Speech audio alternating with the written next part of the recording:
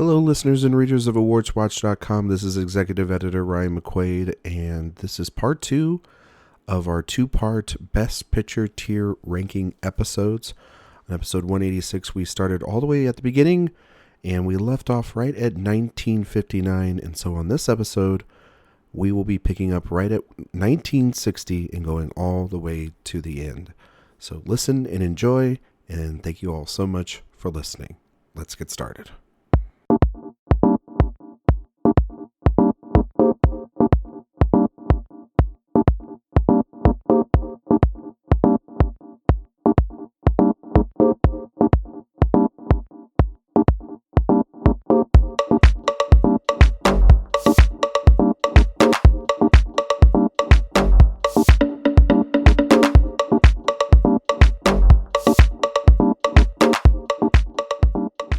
The Apartment. This is an S tier. A.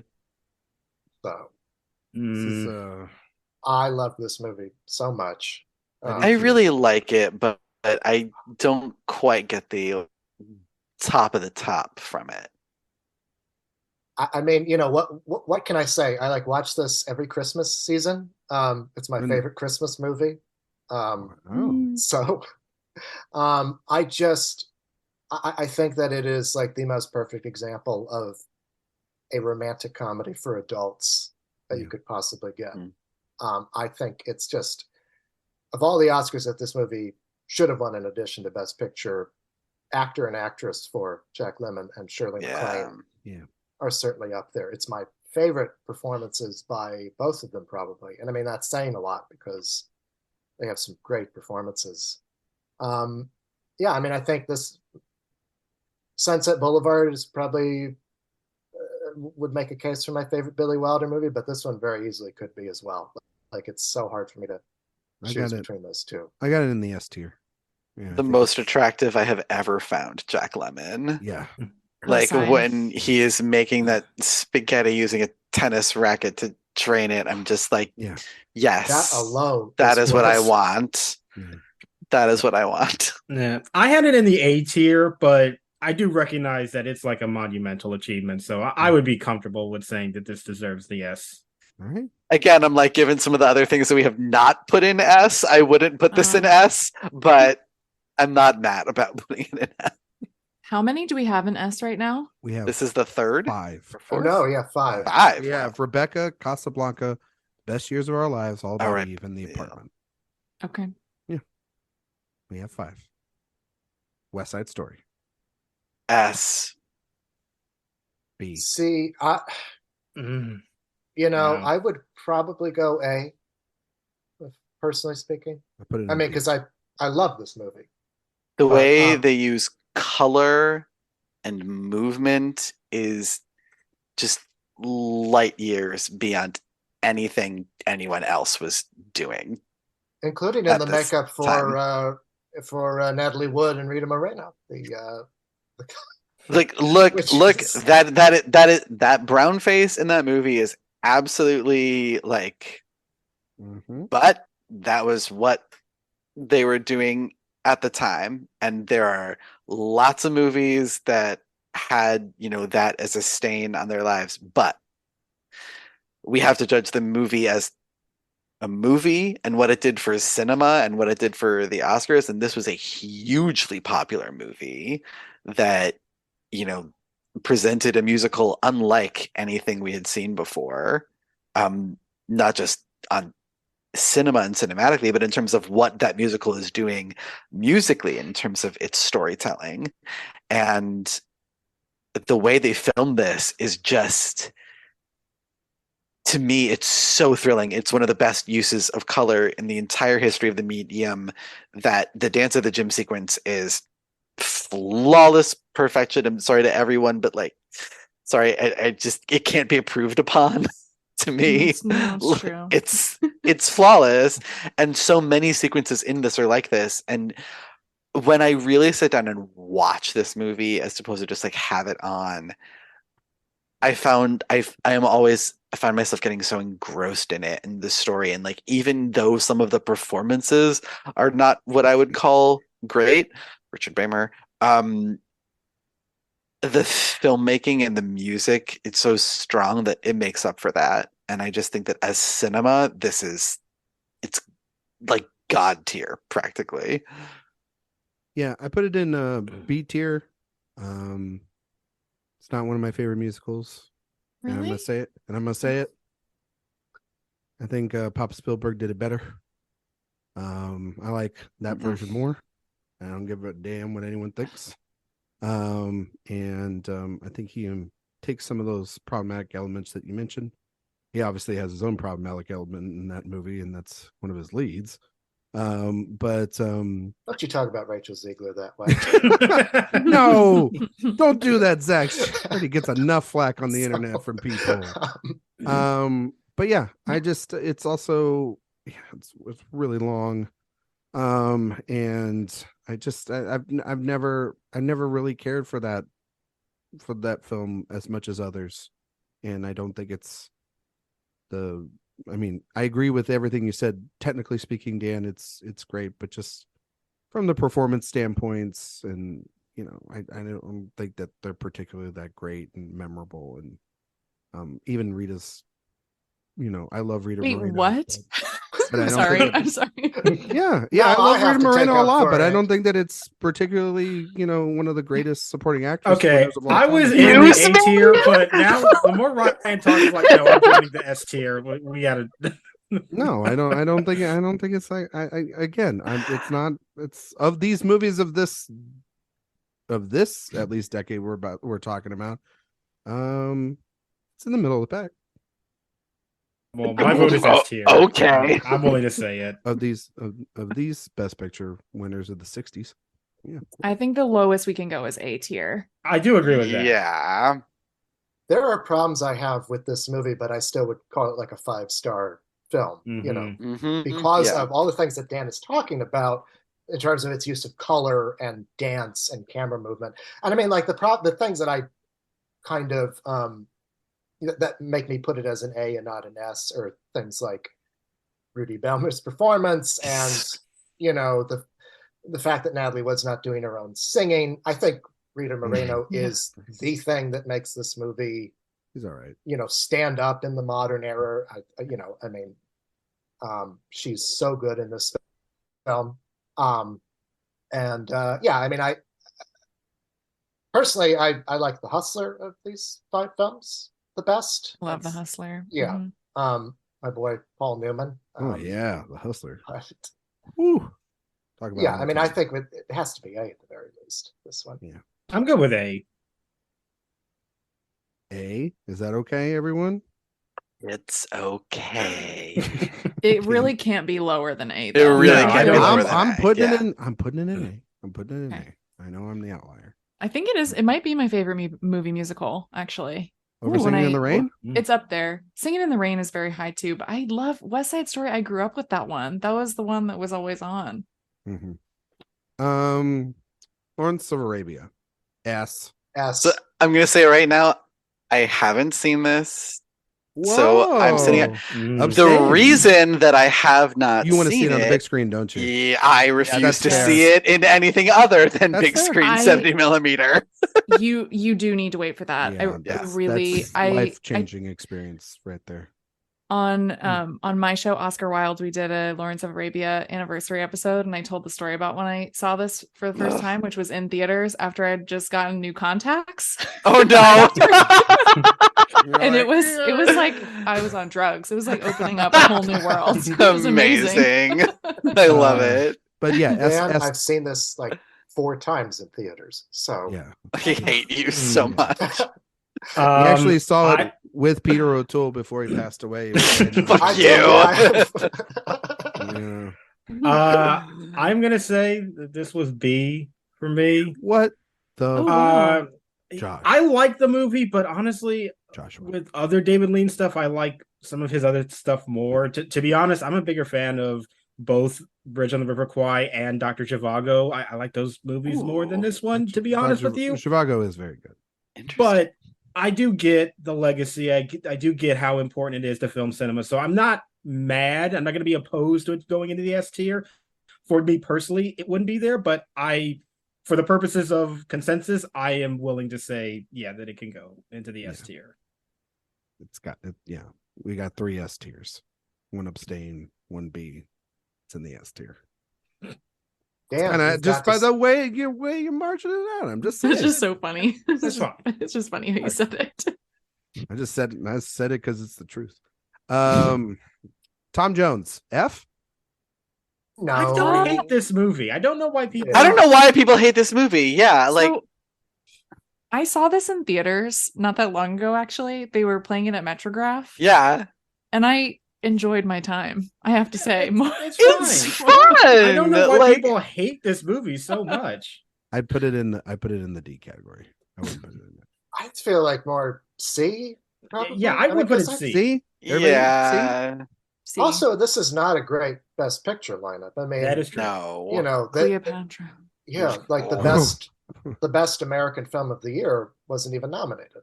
HUD, like Oh, Oh, yeah. there you go. Although, like, I don't know, I like America. I do too. I like that film. That probably would have maybe gotten my vote. Yeah, Of I would have just not voted that year. Brian, that's just about that's how Trump wins, okay? Yeah. Not voting. What? None of those other films they all suck. Yeah, but That's that's why I think how- C. Ryan votes a write-in. Yeah, I'll put in HUD. That's what I'll do. I'll just write in HUD. I'll just write it in big permanent marker on my ballot and send it in and get my privileges taken away. All right, I'll put it in C. My Fair Lady. C. I would also put this in C. See? yeah. See, And like the material, D. A+. Yeah, material is very good. Q Court's staging of it. I mean, honestly, if it was Julie Andrews over Audrey Hepburn, If it was I don't this even one. know if that could have saved Well, it. she I don't Rex know. Harrison is the stage. problem. Rex Yes. Harrison is a I- big issue. Well, with this movie. I think I they're both love the Rex problem. Harrison. No, I do think He's if it was, great. I do think if His it was speak Julie singing. Andrews, it would've- Yes, a lot it's better. iconic. Okay, your fave could It is. never. It's true. So I actually, I will. I know this is going to go in the C, but I will say that I don't hate this movie as much as that. I'd give it more of a B. yeah. What got- would have really saved it, I think, is if the original person who wanted to direct this movie, Vincent Minnelli, Yeah. had done it. Yes. Then I think it would have been a much higher ranking film. But Mhm. yeah, also it beat Doctor Strangelove Yeah. for Which Beckett, Mary Poppins. And I love Mary Poppins. Yeah. Like, that was one of my favorites. I mean, if from you're too. going to award it to a musical this year, let's be honest, it should have Mary been Poppins. Mary Poppins. Okay, so C. Yeah. yeah. It's fine. Okay, all right. Sound of Music. A. I'm going to be honest with you guys. I've never really liked this movie as much as everyone. So you're in the Christopher Plummer camp, okay? Yeah, I mean, good camp to be in, right? I think it was because I never watched it as a child. Like, Yeah, it wasn't a it's movie. very- that it's a much- I'm very- sort of with you, Zach. I kind of have very similar feelings where, like, I think it's a good movie, but I do not have the nostalgic attachment to it like other people do. And I think because of that, I've never really ranked it very high in terms of like the Best Picture winners. I don't deny that it's a good movie, but Yeah. it just has never affected me quite as much as other people. It's a very Easter, watch it with your family kind of movie. Yeah. Right? We watched this every time we would go to my grandparents' house. I swear. I watched it multiple times a year Yeah, growing up. great So I'm movie. nostalgic for it. I have it in A. And I just remember too, like learning how to play all the songs on the piano and everything. It's just, Yeah. I don't know. But for those reasons, I would be okay with saying like an A because I know that it does mean a lot to other people, even though Mhm. it hasn't really done that for me. Yeah. This movie is the weirdest stage musical adaptation ever because it somehow manages to cut the two best songs in the show and be better than the show. Great. How they did that, I don't know, but like Is big ups to A-okay? them for that. Yeah, I'm Yeah. fine with that. Hey, yeah. Okay. All right. I prefer Dr. Zhivago of the bunch, but Same, but again, I know that this movie means so much to so many people, and for that, the legacy, I'm willing to say, like, yeah, it should be looked at as an A. Right, it's going in A. A Man for All Seasons. I'm going to put this slightly in the B. C or D. C. It's fine. I think it's a fine film. It's I think when you compare it to Who's Afraid of Virginia Woolf, it's just like, I mean, no compare anything to Who's Afraid of Virginia Woolf, and it'll come up short. Like, kind of a C's fine, I guess. Yeah. In the Heat of the Night. I mean, A minimum. This is actually kind of close to S for me. So then when I understand there's some problems with it, but I'm just looking at the list, Josh. I'm not giving you side A or anything. But I love In the Heat of the Night. I think it's an incredible movie. For this I would say an A, just because I can understand maybe it doesn't quite get into S territory. It does very closely for me, but A minimum I would say for this one.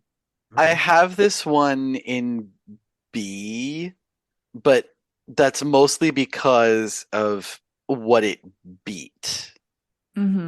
Like Bonnie and Clyde and The Graduate are really like all-time greats. Great movies too, don't deny it. But man, In the Heat of the Night, every time I watch it, I'm just so engrossed. It's like it's really good. I know what's going to happen at the end of that movie, and yet I am still like excited to find out what the mystery is going to be, what the resolution is, even though I've seen it a dozen times. And I mean, you just can't beat that moment when Sidney Poitier slaps that white dude. It's so that moment is worth the price of admission 10 times over. It's so good. All right. I'm with Josh, actually. I would say an A tier for this movie. And just on the note of it beating Bonnie and Clyde and The Graduate, I think anyone who hasn't read Mark Harris's book, Pictures at a Revolution. Fantastic book. Yeah, it's like maybe the best book ever written about Hollywood in the context of the Oscar race. Yeah. For sure. Like it's all about I mean, In the Heat of the Night won because it straddled that line between old Hollywood and new Hollywood. Yeah. I put it I have it like in between A and B, but I'd lean more A. Yeah. I have it in B, but I have no problem with it being A. All right. I'm gonna move that one over. If we had The Graduate, though, I would consider S. Yeah. If it was Graduate, we would be having a different conversation. Oliver. C. C is fine. C to D. Yeah. C. I'm fine with C. Like, I don't hate it. It's just okay. Honestly, like Shani Wallace. You guys are nice graders. Honestly, Shani Wallace brings it up to a C for me. Yeah. Oh, she's so good in it. She's fantastic. I had it in D, but I'm fine putting it in C. I think it should go in D. I don't remember enough about it to again, not a good best picture lineup in terms of what the year was. I'll put it in no, I would have given it to The Lion. But Lion in Winter should have won this easily. But I love Rachel too. Rachel's good. I was just gonna say that movie is great. Rachel. Yeah. And the Zeffirelli Romeo and Juliet is so good. Okay, we'll put it in the C category. Right? C? Yeah. Okay. Midnight Cowboy. Ooh. I love this movie so much. Too. Yeah. Like honestly, I'm tempted to say S. I love it that much. I'd be willing to go down to A, but in my heart it's an S. I'm with you, Josh. It's like an S-A situation. Yeah. It's for what it means for Hollywood too. It was just such a big 69's the turn of the Hollywood. Yeah, the such turn a daring of the corner. pick too. Yeah. Yeah. I need to rewatch this one. I think when I watched it, I was a little too young for it. I didn't fully get it. I need to rewatch it soon, which is good because Film Forum is bringing it back in a couple weeks. Yeah, so I'm really excited to get to rewatch it. But I had it in my B tier, but just because I don't remember it very well. I had it in A tier for all the reasons you guys are talking about. I mean, it does straddle my S. The only reason it's not in S is because there's just a good chunk of films that I maybe like more. But I think for what it signified for Hollywood and for the Oscar race, it at least deserves to be up in the A tier. And I mean, like, when was John Voight ever better, right? Like, yeah. I do love him in Coming Home, but I agree. No, he's great in Coming Home. Yeah. And then somewhere in the 80s, he turned into the monster he is now. Sounds like kind of an A. I had an A just because the other one's coming, like just as I was filling out my S tier. We can always come back. We can put it in A, but like that's the minimum that I could go for that. Yeah, I think that's fine. Yeah, I agree. I'll also be honest and say that I've probably watched Butch Cassidy more than Midnight Cowboy, but fair. Yeah. I love Butch Cassidy. Me too. Yeah, I do too. Patton. Have not seen. I'll be honest. Like that is just one of those where I'm like, you could not pay me. I do not care. Okay. That's honestly a good life choice, I think. You couldn't have. I've seen the big speech in front of the American flag. I'm good.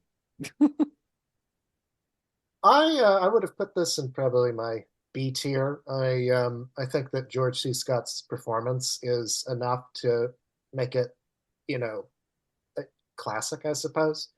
It's like the way you qualify classic, I suppose. Well, it's like I would give it like a 4 out of 5, I suppose. No, I get you. Because I think that because it is surprisingly modern in some aspects, while also being kind of old-fashioned. But I had it at C. I have it at C too. I just don't really care about it. It's C for me. It is just so. I remember the first time I watched this. I think it took me 4 tries to get through the movie. Yeah, I think we're gonna put it in C. Sorry, Zach. Well, you tell General Patton that he's gonna slap you. He's dead, so it doesn't really matter. The French Connection. Well, this is at least an A for me. Yeah, I have not seen it in such a long time, but I remember really liking it. Well, you can stream it. It's going to be all screwed up by Disney now, but you can stream it. But again, like with the whole legacy of it, I feel like A is appropriate. Yeah, I would put it in the A. Yeah, that's where I have it. I love Friedkin's direction. It is riveting, and you can see his skills and his interest in documentary filmmaking and his insanity. And his insanity. Truly, it's Hackman. I love Hackman. Love, yeah. Love Gene Hackman. Yeah. A sounds good. I honestly, this is S tier for me. I mean, an action thriller winning Best Picture. That's the first time this has happened. It happens so rarely. And it is a superlative example of that. I mean, seeing that, I saw that on a big screen at Film Pharma not that long ago, and that car chase is wild. Never been wild. You couldn't. Well, no, because it was illegal. So good. I know. That's what I'm saying. Like, you literally couldn't do it. It's so good. It's S tier for me, really. I would be. I mean, it's one of those movies that's very close to S tier. I mean, I would say as a film, it's S tier for me, right? Mm-hmm. Like, it just in terms of a movie I've watched over and over again. It's just I know that there's a bunch of other movies coming up. That's what I'm saying. I think the only thing about it is that I haven't seen it in a while, but I remember the movie being so good that it can't go any lower than an A. But being in the S tier could in the future bump it up to that, if that makes sense. Does that make sense? Mm-hmm. Yeah. So I'll tell you one person who wouldn't rate it that high, and that was Peter Bogdanovich. Really? He had some personal bias against the film. So, The Godfather. S. I mean, this is an S. Yeah. I know Dan is going to disagree, but we don't have time for that. Dan's got to make it to the Tonys, so we don't have time for this dissenting opinion. Look, would I have voted for Cabaret that year instead? Yes. Is The Godfather still an S tier winner? Yes. Okay. That's all that matters. I think it's in the conversation for the single most important like influence on today's pop culture that we have. It's It's my favorite Best Picture winner. So mine too. Oh, I Josh, mean, really? As we Wow. saw in that TNT montage at the Oscars 2 years ago, it was. Oh my god! As an Italian, It's my favorite Best Picture winner of all time. It's my favorite film of all time. Yep. And so Excellent. yeah, I love that movie. I think it was last summer. I took my dad and we saw it on 35 millimeter print On the 50th anniversary. Yeah, up in Austin, and that was pretty special. It's a pretty special screening. That makes it really emotional. So moving on to The Sting. A tier, baby. Me too. I agree. I stand for The Sting. I don't care what people say. I think people. I haven't seen it in such a long time. It plays so well. It's so good. Yeah, it's another one that I haven't seen in so long, but I remember so vividly how much I enjoyed it. Man, I love that movie. I love it. It is enjoyable, but for me, it's an uninspired winner compared to American Graffiti, Cries and Whispers, or The Exorcist. That's all. I mean, fair. That's where I'm at too, because it's like for me, it's Cries and Whispers is maybe a top 10 film for me, and The Exorcist and American Graffiti are films that I return to over and over again. A Touch of Class, I always forget, is nominated. Well, it's better to forget. Best Actress winner. But I do. I mean, like as a Paul Newman and Robert Redford stan. It's hard for me to not rank this at least a B. Yeah. Butch Cassidy is more of an all-timer for me, and it kind of pales in comparison to that film, but I don't know. I love them both. I love them both. Yeah. I feel like The Sting is a B. Because it's a good movie, but I also feel like people don't really return to it all that much, just generally speaking. Yeah, I feel like I'm the only one that returns to it all the time. It is fun. It's a fun It's a lot of fun. Yeah. I'll put it in the B. Yeah, I feel like B is good for it. Oh, yeah, B is all right. I'm sad about it, but Godfather Part 2, I assume. Going with the other one? Yeah. S. Going with the other one? All right. Yeah. We can just move on that. You all know why out there in the world? Godfather Part 2, for Christ's fucking sake. One Flew Over the abortion, Michael. Yeah. Gosh. This That whole line always comes up to Sicilian me. thing. One Flew Over the Cuckoo's Nest. A. Yeah. I feel like in my heart it should probably be an S, but I'm trying to make room for the S's, and I know. I think it's an A. Yeah. Yeah. I can't quite go S. Yeah. This is my favorite year for Best Picture. Yeah. Of just the 5 movies. Yeah, I mean, my God. Yeah. It's a near unimpeachable lineup. I give it to Lyndon, you can't do Dog better. Day Afternoon, Jaws, Nashville. Yeah. I give it to Nashville. I really like 74 through 76 is such a good, all of those films. Jesus. One Flew Over the Cuckoo's Nest is a movie that I've been rewatching for most of my life. And, it's one of those films, much like The French Connection or Midnight Cowboy. I'm looking at a lot of these, that it's those are S tier films for me. And I would, if we were out of space, if we have some slots open as it goes on, I would advocate for any of those films. I just, it's one of my all-time favorite Nicholson performances. Though love that movie. This is like that whole time in which the timeline gets fucked up because Nicholson doesn't win for Chinatown, and then therefore Pacino doesn't win for Dog Day Afternoon, and then and then he wins for Sin of a Woman, and then Denzel doesn't win for frickin'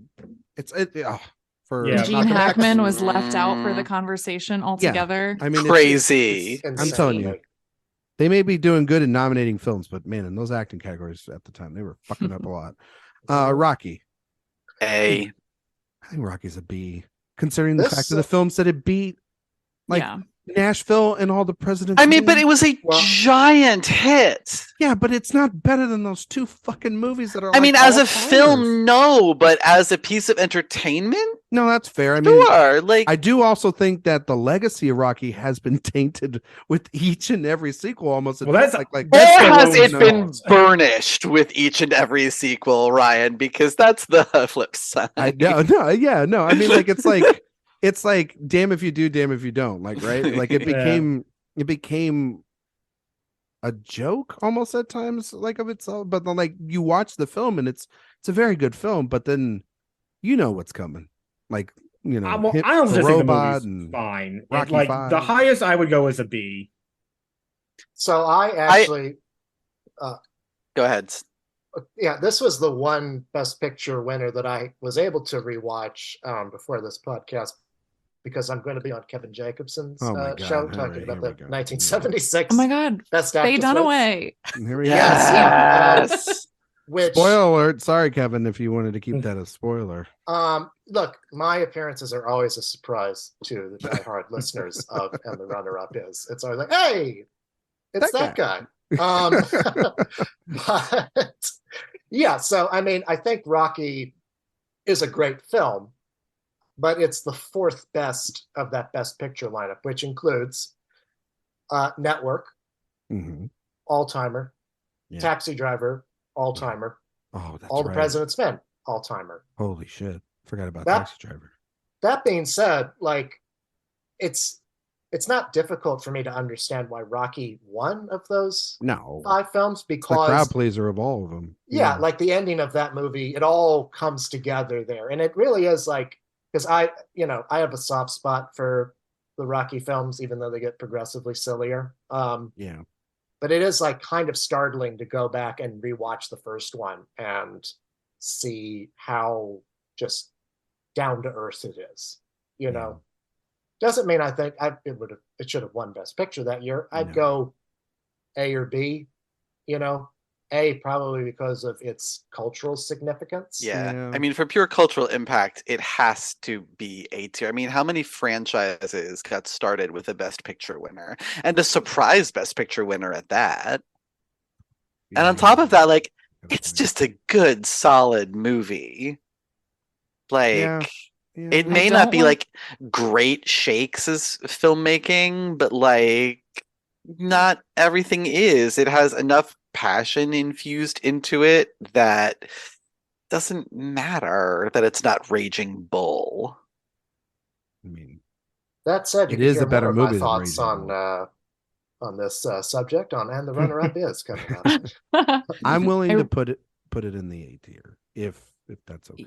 Yeah, I'm okay with that. I really don't like the Talia Shire pet store stuff in the movie. I had it at B, but I get the argument for its cultural significance and how popular it was.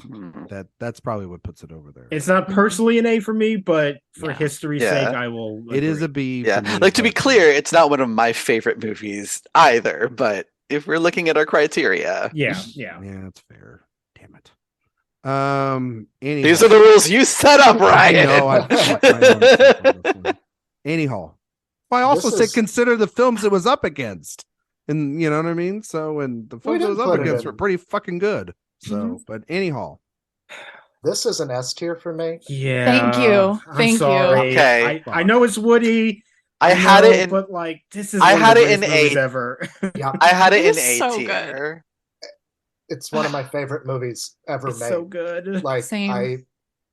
I don't like it. It's just one of those like mind-blowing moments for me when I realized that you could make a romantic comedy that was that good of a movie.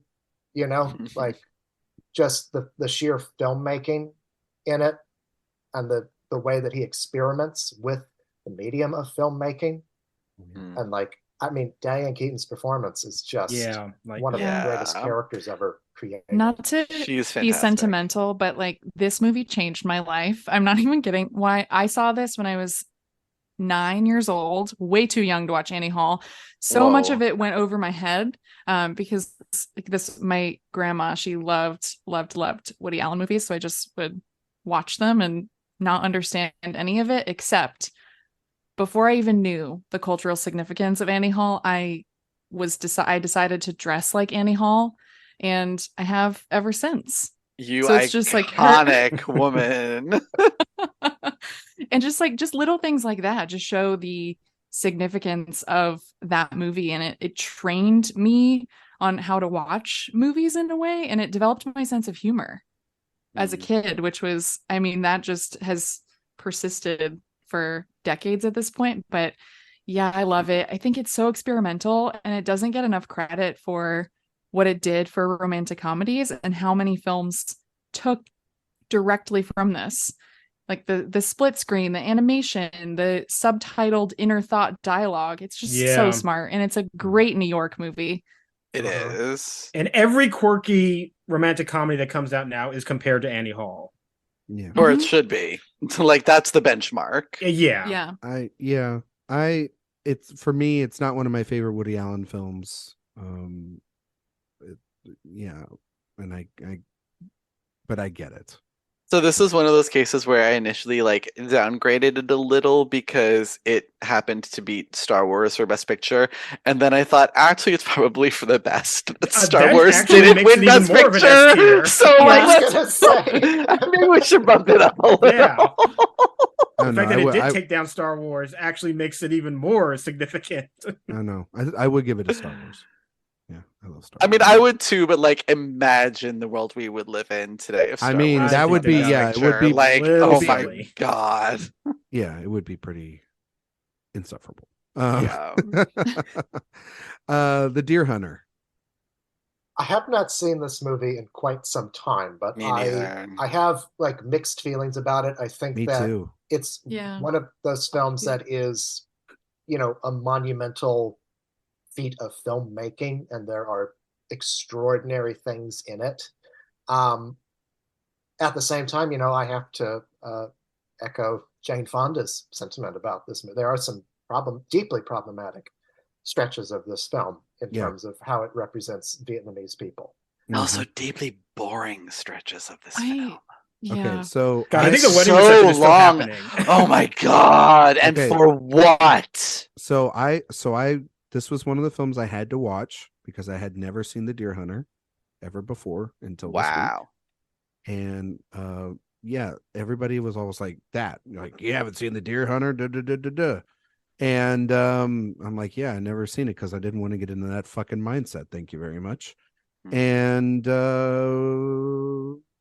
I usually every now and then have like a dissenting opinion on maybe something like this, and I'm glad that everybody kind of agrees on me. I think this movie is very mid. It's not as good as people say it is. It's really long. There are great things in it. There are great things in it, and actually, there's a great 2-hour movie in this movie. Yes, this 3-hour movie. There's a great 2-hour movie where you cut a lot of the wedding stuff, but you can still have the key things that tie back. You fix a lot of like the problematic elements that you're talking about, Dan. I think the stuff when De Niro comes home with Streep is probably the best stuff in the film, and the ending itself is really good. The stuff with Walken and De Niro, the God Bless America singing at the end is the reason why Coming Home is a much better film in so many ways. It's too Ashby. It's an infuriating. I would put this in a C, like C or D. I would probably put it in a C. I wouldn't go to D. I think C is fine. But given the films that are coming up, I am not putting this higher. I'm sorry. That's fine. C is. I'm willing to go. C is right where I think it belongs because like most of y'all can't remember it, other than like it being an achievement. And then it's like its achievement is like there are other achievements coming up that are much better at it. I remember it. I think Heaven's Gate is actually a better movie. Yes, it is. Ooh, spicy. I like that. Interesting movie. I feel like I'm inclined to move this up to B for its cultural impact, but I'm not angry about having it in C. Like, this was a big deal when it came out. Yeah. And still weirdly remains a big deal. But it's also its rewatchability factor is very low, and you're not like really putting it on a lot. And that is true. Right after it's not like it's Rocky. Podcast. You know what I mean? For God's sakes, you know what I mean? It's not Rocky. That's well, true. yeah, you're going to want to put on a feel-good movie more often than you are going to a But there are also depressing movie with many Russian roulette scenes. But there are also yeah. but there are also other epics and other more deeply sure, yeah, film subject matters. One that's coming up. Of the 3-hour Best Pictures, it's one of the last I would put on. For me, it's a C. I think it's pretty empty and inert, and it's not a favorite. I'm putting it in the C. All right. I tried, Michael. We've got we got your movie to get to at least a B, you know. All right. Well, we've got. Well, I feel bad that it's with Gigi, though. I have to say. Yeah, like that makes it fun. I like it. All right, Kramer versus Kramer. Well, you know, it happened to beat out one of my 5 favorite films ever made, Apocalypse Now, along with another great film called All That Jazz. Yeah. So I think it looks pretty bad in comparison to winning over those 2 films. That being said, I think it's a perfectly fine film. It's such a movie of its moment, though. Like, that's the thing. That's why I have it in B tier. Like, I think that given what the cultural views of divorce were at the time and what they are now, I think it's actually held up remarkably well. Yeah, especially after we watched The Sun last year. Yeah, but even still, it feels like it is of its time. Yeah, in different ways. It's weird, and this is one of those like where it almost like presages where Best Picture is going in the 80s. Yeah, which. Blech. Yeah, I think we're going to be really quick in the 80s for some of these. So. I would put it in. Honestly, I would put it in the C category. I was sort of leaning towards C as well. I would kind of put it there, but you know, I'm okay with that. But I have to say, I do really love the Meryl Streep performance. Yeah, I just wish she was in Hoffman too. Honestly, like they're both good. But he's no Peter Sellers in being there, which I think is maybe the greatest single movie acting performance ever in history. Yeah. So we're going to put that in the C tier. All right, we're in the 80s.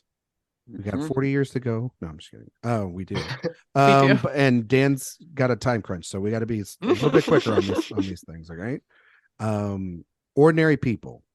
All right. It's my life's mission to convince people that this is an S tier Best Picture winner. Yeah. I've said it for so long because Raging Bull, I understand its technical merits and that it is a great achievement in direction, in performance, editing, cinematography, but Ordinary People to me is a better movie and it's a better Best Picture winner. Yeah. It created effectively Sundance and a certain type of family drama. I think the performances are incredible. Mary Tyler Moore gives one of my favorite non-winning Best Actress performances. So I go S tier for this one. Donald Sutherland, love him too. Not nominated. It's crazy. Yeah. Sophia and I talked about this movie last year, and I had never seen it until last year, and it's S tier for me. I think that this movie is incredible, and I think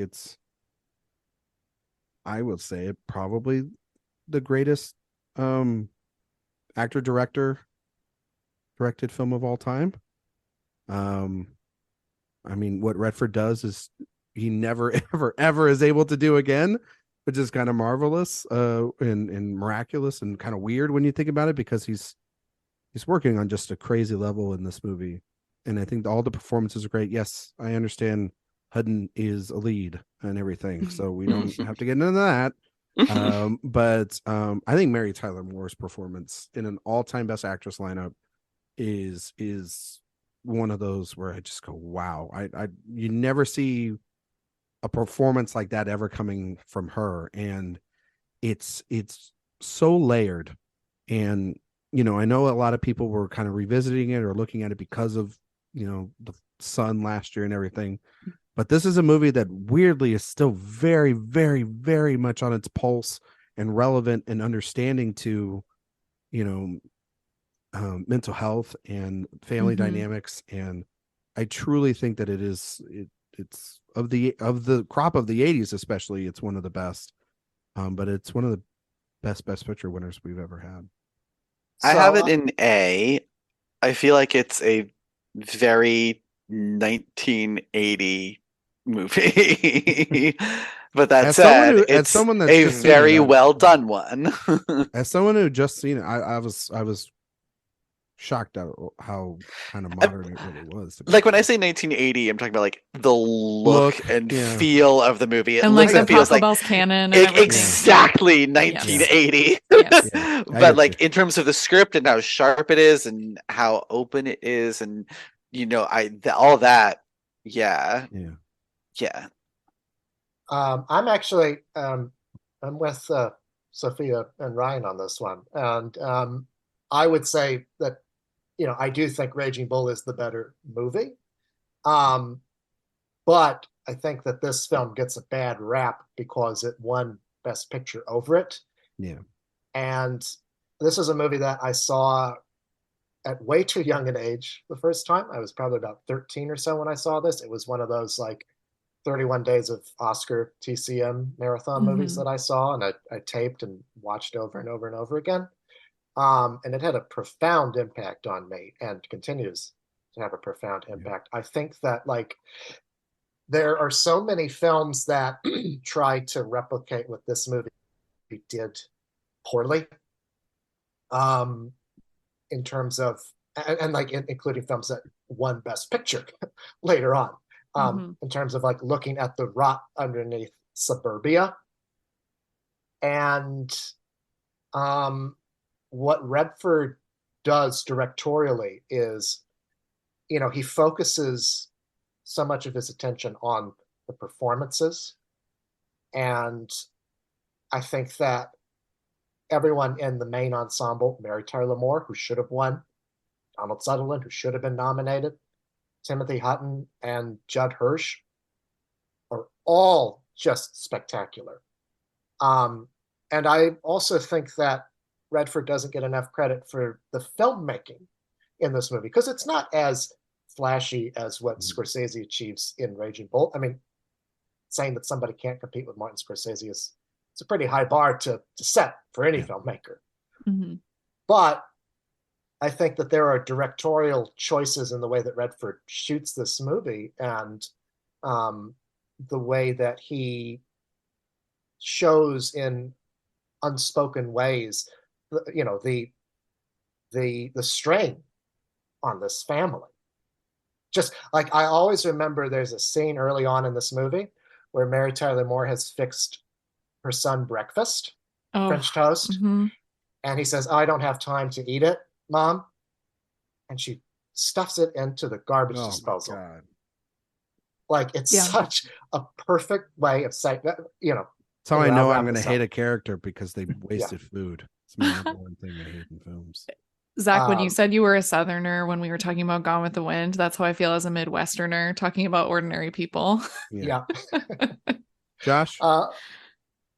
I initially had it in A, but that's more so just because I was trying to make room for some stuff in the S. But I totally get all of those reasonings. I agree that it's a great movie. It has been unfairly maligned because it beat Raging Bull, which I do prefer Raging Bull, but I think Ordinary People is great too. And I think for the history of it, I think S, it does feel appropriate. I'm putting it in there. It's locked in for now, obviously. All right, we got to go quick. Sorry. Seriously. No more of this back talk. Chariots of Fire. We just have so much to say. I know. But Dan's the one on a time crunch with the Tonys. My God. Yeah. Got to watch it on Quibi. Chariots of Fire. Like C or D, I don't really care. Yeah. Haven't seen it, don't care. You haven't seen it? Beat my beloved. Oh, sorry. Oh, okay. I love Reds so much. I know that's maybe unpopular because it's so long and it's very slow, but I love that movie dearly, and I think it should have won Best Picture. So I'm always salty about Chariots of Fire winning, which I think is not that good. It's not an unpopular opinion with me, Sophia. That was actually on my episode of And the Runner-Up Is with Kevin Jacobson. God damn it. Take a shot now every Did time. you do Reds on that? Oh, I need to go back and listen. Yeah, we did Red. I did Reds on that and said it should have won. Overture It's Fire, a movie that I only remember the opening scene of. Yeah, that's the only thing anybody remembers from that movie. Put it in D? I'm good with that. Yeah. I'm putting it there. Yeah. Yeah. Gandhi. D. Ugh.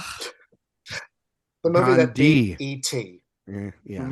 I'm not even like a big fan of E.T., but I just don't like Gandhi. Like Gandhi is like a movie that I remember watching as a kid, and everybody's like, "You gotta watch this one." It's like one of those epic. And then I just remember watching it as a kid, and it's like boring. And now, still to this day, boring. It's one of those ones where you feel like they awarded it solely because it was important. Because it was about and like Gandhi. heavy air quotes. Yeah. And just like the most boring reason to vote for something. I'm sorry.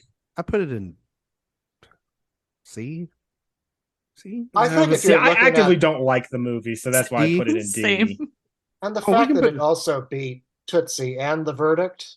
Yeah. Yeah, I mean, come on. Yeah. Okay, I'm putting it in D. Screw it. We're putting it in D. In terms of endearment. A to S for me. Yeah, I would put it A. This movie.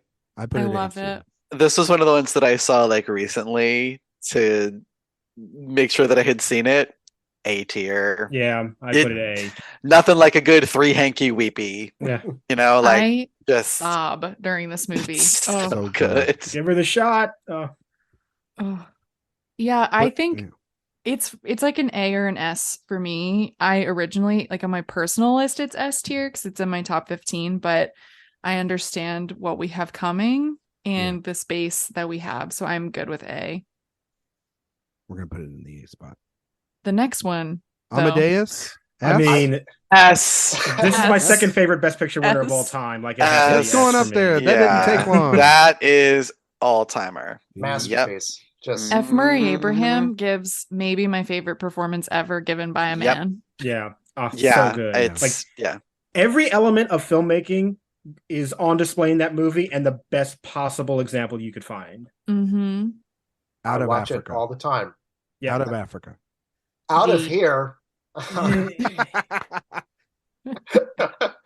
out of here. Amadeus, by the way, everybody that went into the S tier, obviously. Okay. Out of Africa. C. Yeah, C to D. I mean, fine with C. Like, right. it's just so bland and forgettable. All right.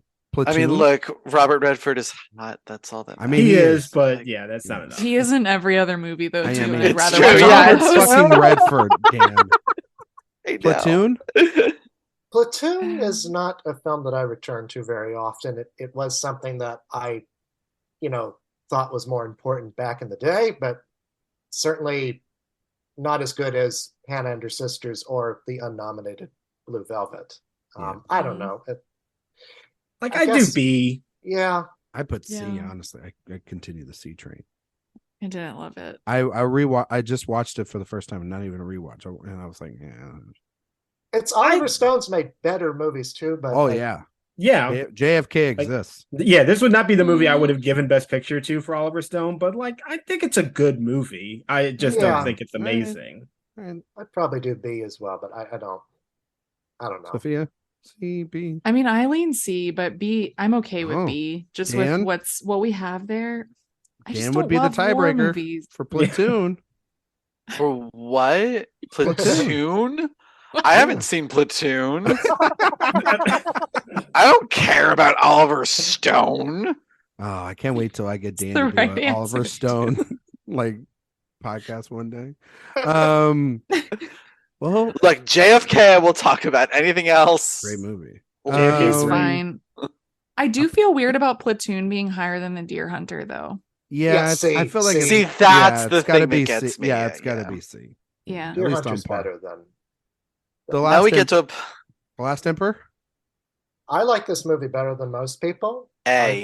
Yeah. Really? Probably A for that flat out honest. Like, it's one of at the time I remember reading in Inside Oscar that everyone was it made made us, believe in like the power of movies again, and it like spoke to everything that they just love about movie making. And there's a lot of that here. The look and feel of this movie, like we were talking about, Gandhi, about how they voted for that because it was quote unquote important. This one is a movie that not only looks important and feels important, but like actually has the craft to back it up.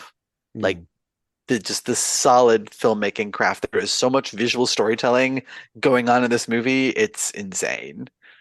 I mean, it beat my beloved broadcast news and Moonstruck. So, but I do think that, if we're talking about like this era of Oscar, this kind of like big epic, it's far and away better than a lot of like Gandhi or, Yeah.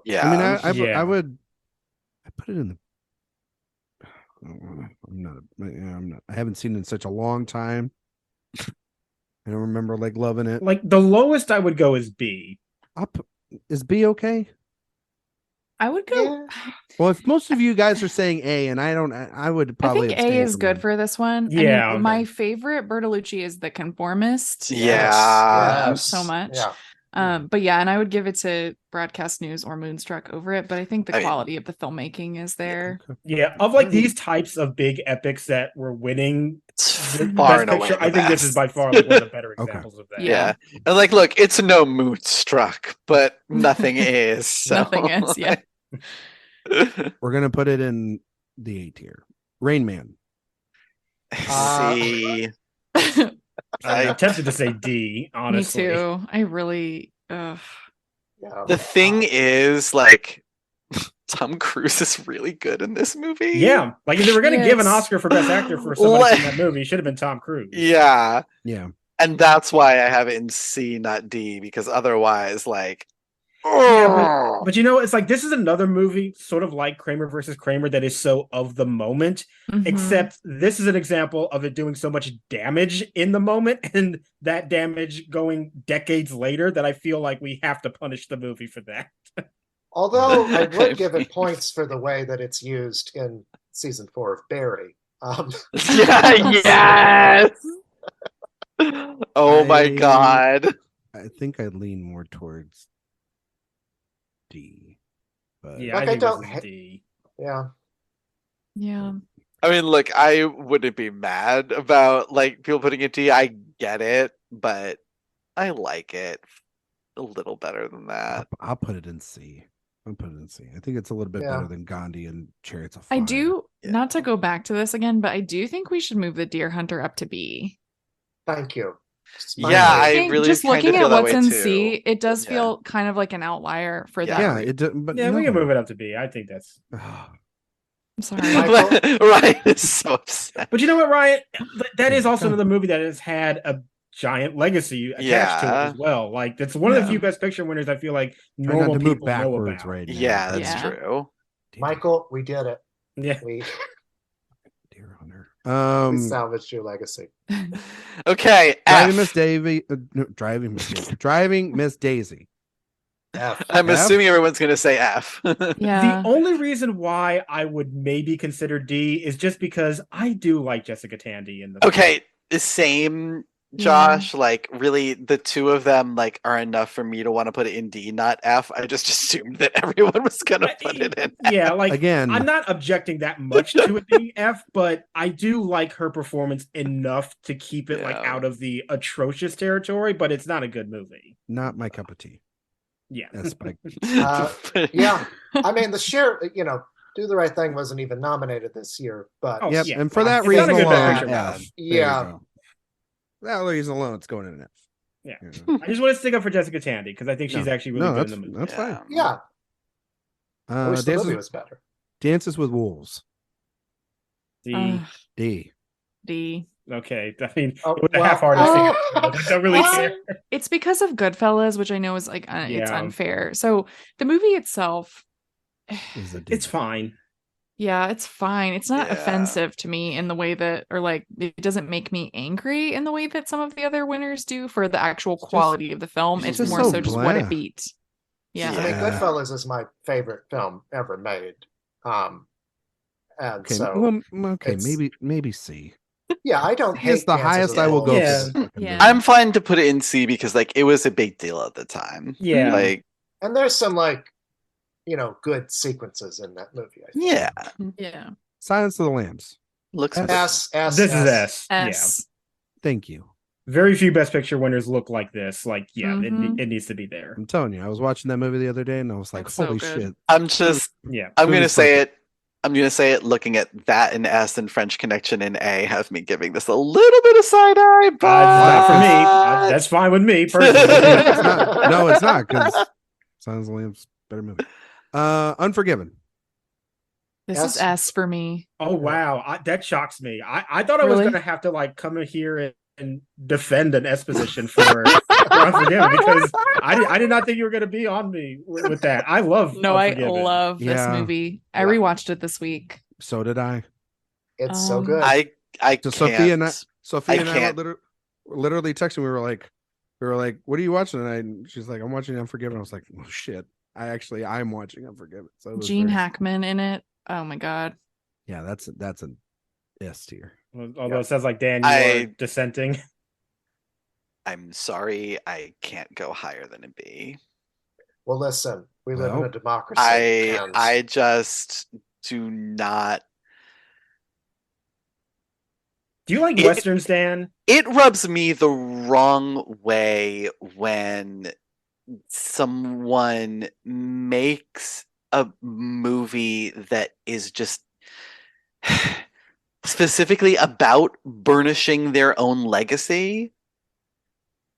And this to me feels in every way like Clint Eastwood just making a movie about how great Clint Eastwood is. Oh no. Well, And like no, I'm no. sorry, like I just No, I this can't movie is much more deal with complex than that. No. I mean, and like yeah, I get that. And I think that I'm saying it more of a like, look how much of a multifaceted talent I am. No. I am rewriting the Western genre. No.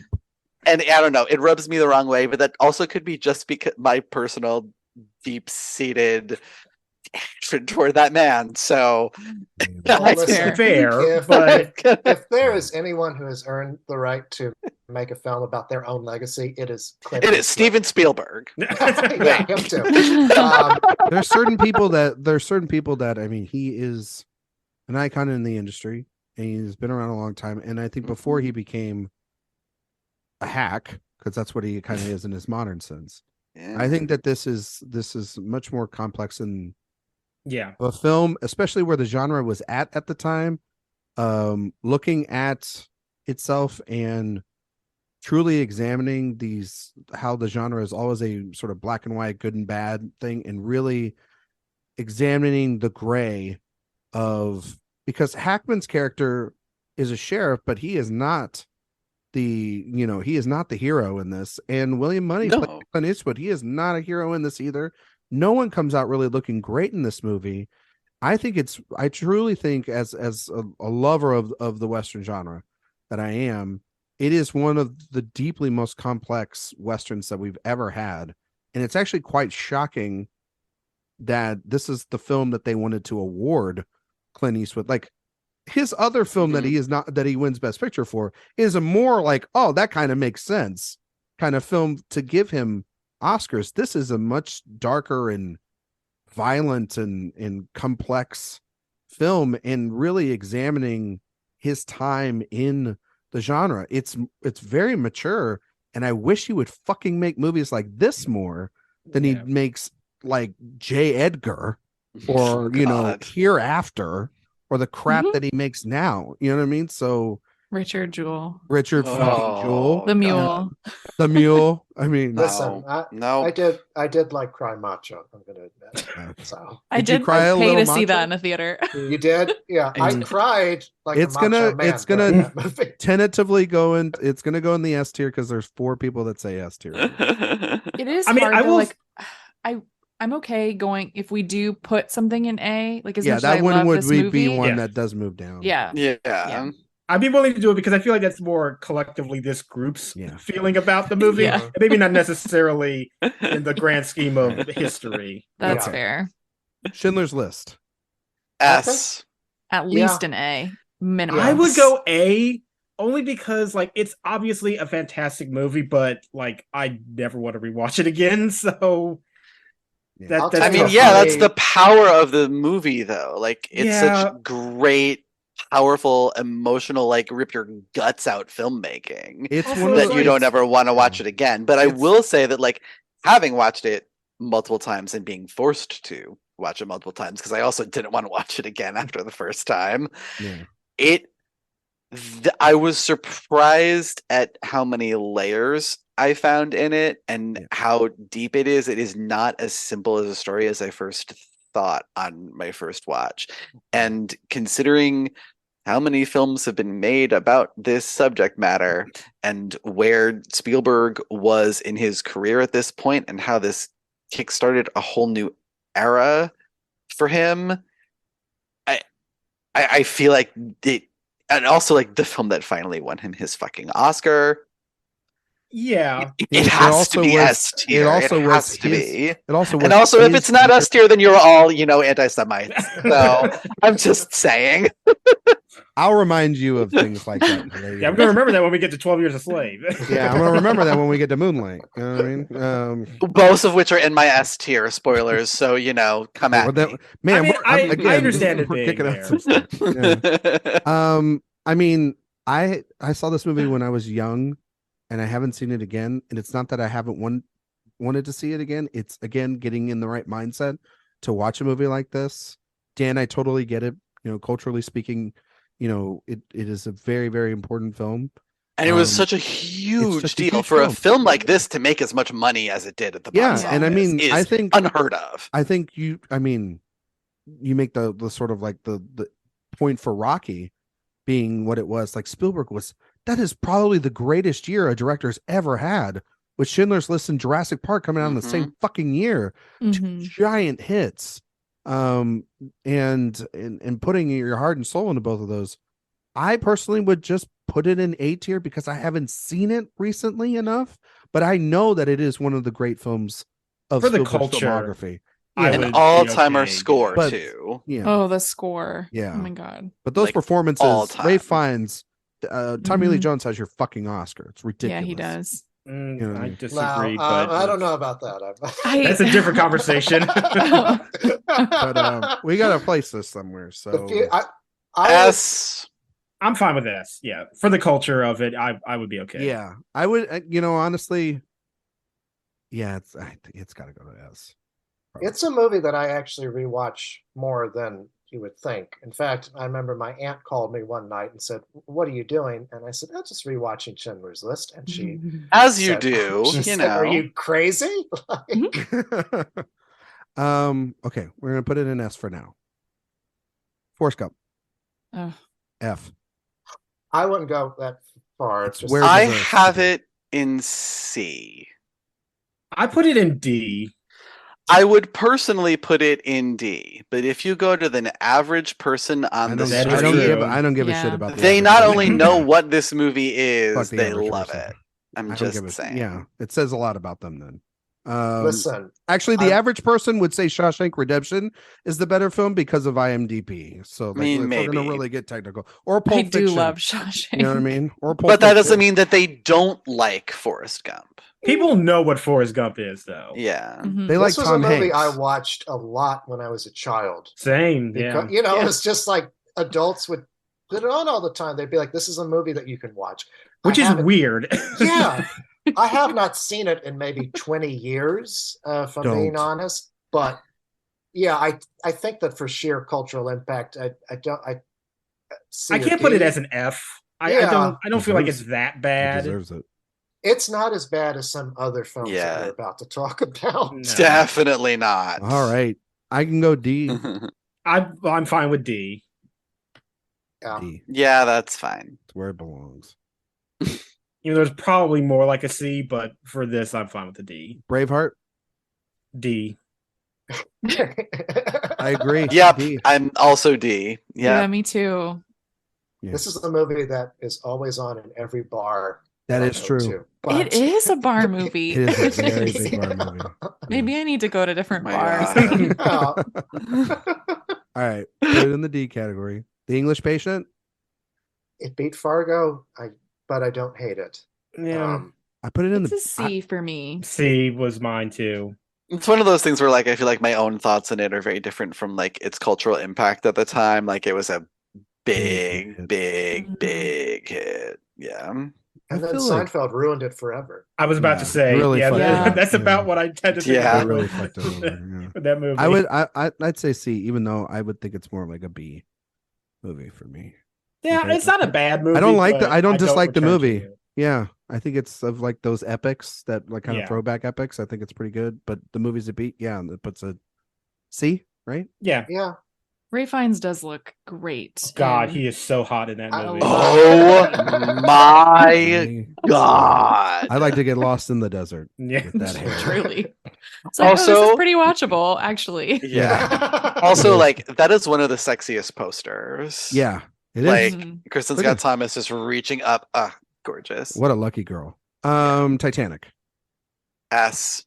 A. A or I B? love this movie. It's, S. No. This is the platonic ideal of a Best Picture winner. It is Gone with the Wind without the racism problems. I am very much inclined to agree with Dan. Like, I do think that if you are thinking about a ideal Best Picture winner in terms of something that is really popular, made a bunch of money, is an exceptional display of filmmaking, has the cultural longevity, like that is Titanic. Mm-hmm. Yeah. Yep.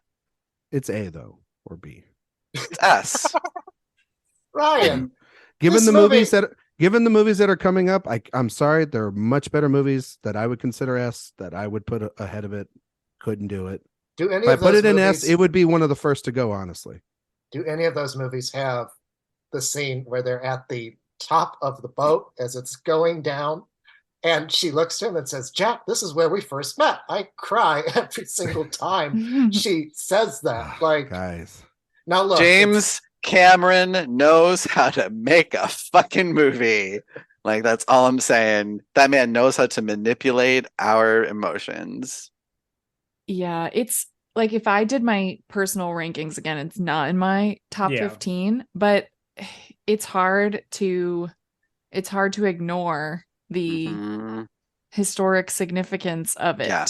So it just is all about like how you're interpreting the rules of the tier system. Because if you're going off of like how much money did it make, how many Oscars did it win, like everything like that, and its impact, like it has to be up there. That's fine. I'll remember that here in a couple. No, I know. I'm scared. How many S tiers do we have? How many do we have now? Because we might. We're over that. Yeah, we are over 15. We're over 15. Yeah, we're at 2, 4, 6, 8, 10, 12, 14. No, we're right at 15. So that means no more 15 movies. Okay. No more movies can go. Or anytime we want to put one in there, we have to take one out. Yeah. Yeah. So now we're at the point where if we're doing any more S tiers, we got to take something out. Yeah. Okay.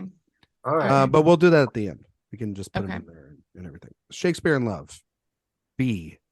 I don't look, for me, it's an S tier. I know for everyone else, it's like D. Okay, listen, but look, which is why I think B is good. I think B is very good for that. I will take B, and I will just say that, like, if you're judging every movie against itself, Shakespeare in Love is the perfect version of itself. A movie about William Shakespeare falling into a romance with a woman while writing Romeo and Juliet could not get more fleet on its feet, more romantic, more funny, or more heartbreaking than this. Yeah. It is beautifully designed. There are so many technical elements of this movie that whenever I watch it, like, they shock me with how good they are. Like, the cinematography is really better than you remember or than people give it credit for. And it's a gorgeous score. It bothers me forever that, like, a movie like this, a comedy, a movie with a female lead, it's very feminine coded movie, that this wins Best Picture and everyone immediately starts shitting on it because the boy movie didn't win. Mhm. Yeah. Well, and also the person behind the campaign too. People resent. Well, yeah, and I get all that bullshit, but but it does not deserve that hate. It's a good movie. I actually, I like this movie quite a lot. I would have preferred The Thin Red Line or Saving Private Ryan, but I actually rewatched Shakespeare in Love more than many other films. From it is so rewatchable. Yeah, I actually like this movie too, and I love watching it kind of defiantly. Against like the people who think that Saving Private Ryan should have won every award. Good movie. Yeah. Also, Joseph Fiennes, very hot. Very hot. Very good man. Yes. Gwyneth Paltrow, never been more effervescent. Really love her Oscar dress. Yeah. And all her costumes in the movie. Put it in the B tier. American Beauty. So when I said that other films tried to do what Ordinary People did, put it in the F, please. No, I wouldn't say that. No. I have it in B tier. I just don't think it's aged well. Yeah. But at the time, like in 1999, this movie was everything. Yeah. Like really, you guys are being way too nice to some of these. I don't like this movie at all. Like for me, it's an F. But like I mean, the highest I'll go higher than a C. Like a D feels right. Sophia, I actually I've not rewatched this movie in a long time. Mm-hmm. It was something that I was very high on when I was like a teenager, and it was like, this is important, Yeah. But certainly of the films from 1999, it does not hold up. Right. And I think that's the other thing. That's the big thing. It has not aged well. Also, it's not like it's got nothing to do with also its problematic lead. It's just got to do with the fact that the movie is clearly up its own ass. And this was a movie it's more than a little misogynistic. Yeah. And homophobic. The Insider is what I would have voted for. Yeah, I would have voted for The Insider. I would have voted for Sixth Sense, honestly. When I first saw this movie, I loved it. I did. It was one of my favorites. Yeah, same. I have not rewatched it because I'm scared to. Josh, you should be scared. I'm terrified to rewatch it. So I don't hate it. I still have some strong, somewhat feelings about it because of the first time I did see it, but I recognize that it has not held up very well. But I don't think it's terrible. I'd be willing to go to a D. I wouldn't do an F for it. I'd be willing to go for a D, even though I do kind of like it. But again, I haven't rewatched it in a very long time. I feel like C is where it, like looking at the other movies, I feel like C. All right. I'd be willing to go. All right. I was going to say I was willing to vote D, but. Nope. In that case. But C, I think maybe C probably feels we'll put it in C, but I was the performances are really good in that movie. The performances are really good, except for him. He's actually good too. He's good. I was talking. I think Annette Bening is so shrill in it. I'm so sorry. Well, I think that's more of the writing. It's part of it is the writing, but she leans into it. Which that's a legitimate choice. But Gladiator. No, you said it wrong. I love this movie. You said it wrong? No, you gotta say Gladiator. Gladiator. That's the proper pronunciation of the movie. I'm sorry, Josh. I just rewatched this recently for fun. As one does. Yeah. I mean, I think Crouching Tiger, Hidden Dragon, and Traffic are better films. Mm-hmm. But I do love this movie for like the Ridley Scott just craziness. I think it's like a prototypical B. Like it is. That's what I was. It is not bad. Yeah. It is not transcendent. It is workman. It's rewatchable. It's very rewatchable. It's a throwback. Yeah, it's an S tier for my dad. If for every for the dads, right? Like it's perfect right there. As like an uncle, this movie's right up my alley. But B feels good. B feels good. A Beautiful Mind. Got to be in the D, right? Yeah. A D or an F. Like this D or is an F. Like F. That ending. The ending. The makeup is a crime against cinema. That twist is insulting as fuck. It's bad. The fact that this won over everything in that lineup is a stain on the Academy. It is it is F? the Yes. Then? Absolutely. Fucking. I would put D, but I am not as passionate about this as Dan is. So, I mean, yeah, I will say this. I've gone back and you watch some of the films that you saw in theaters when you were kids.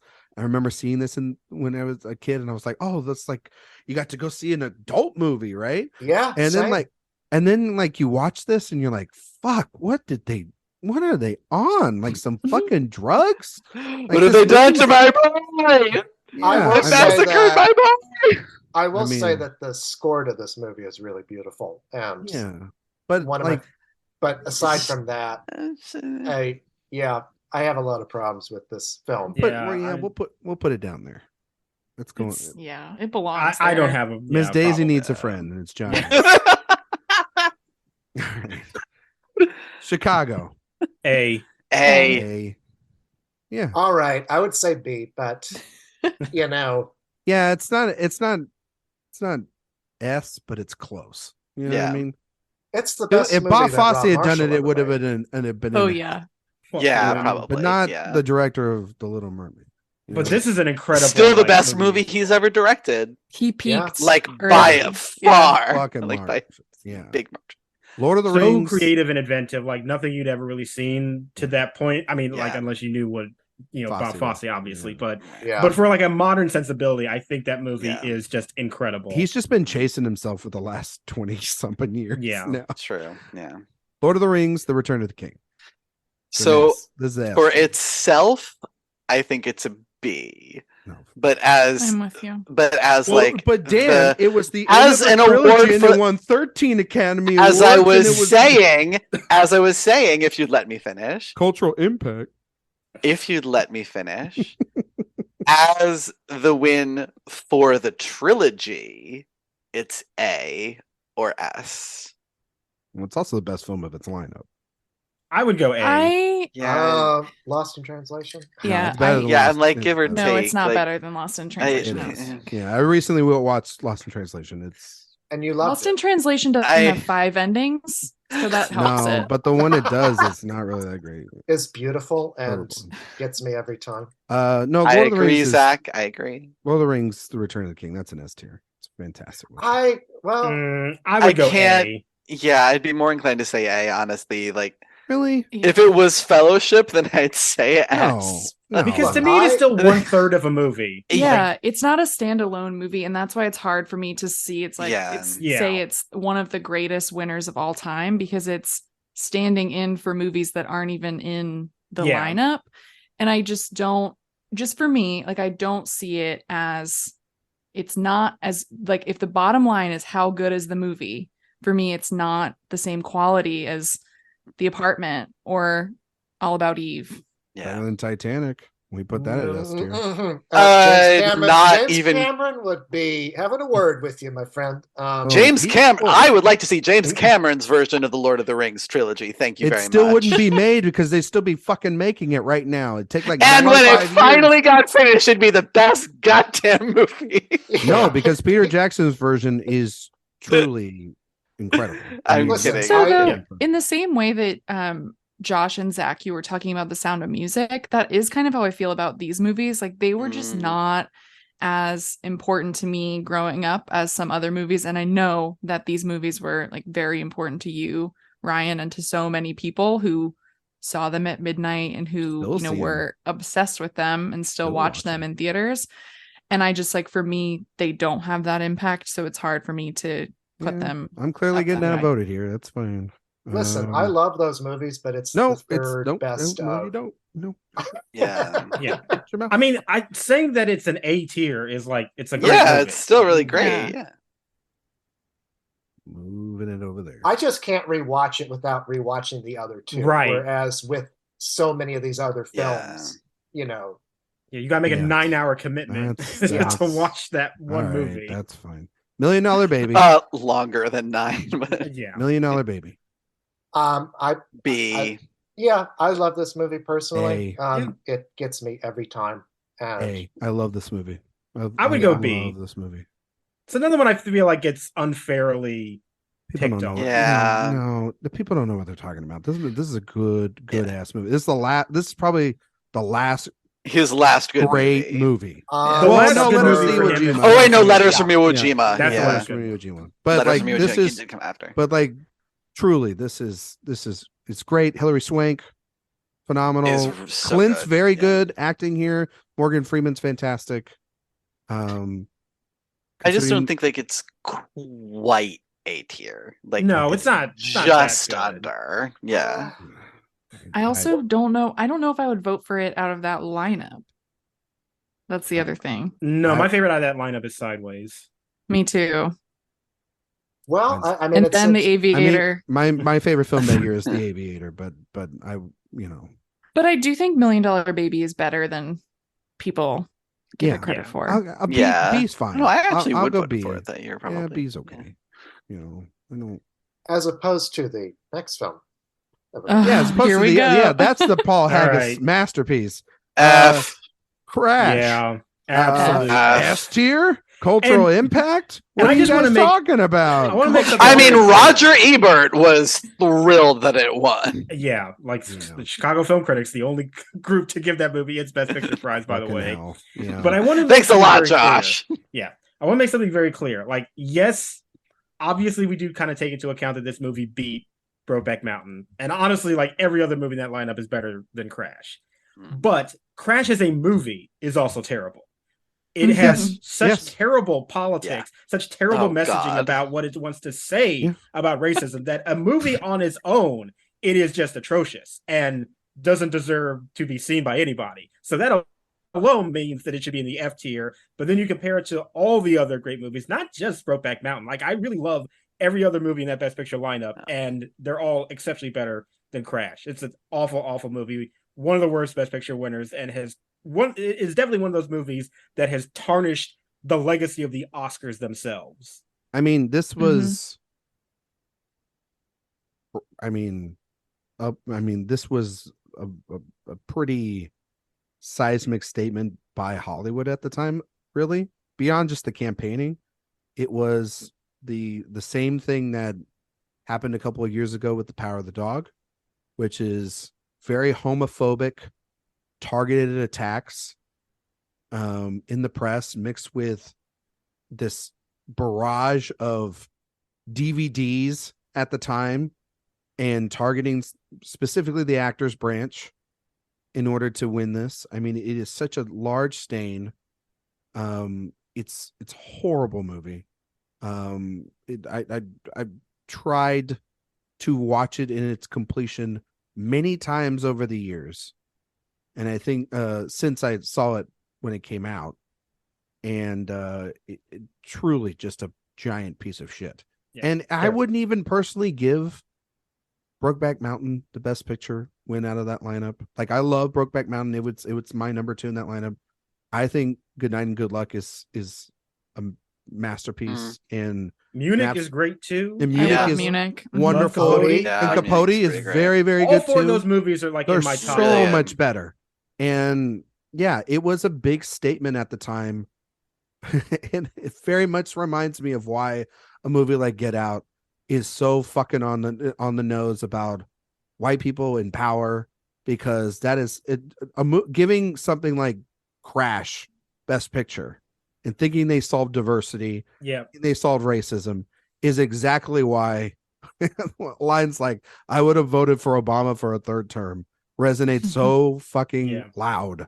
It's liberals thinking that they have actually done the good progressive thing. We did it. Yeah.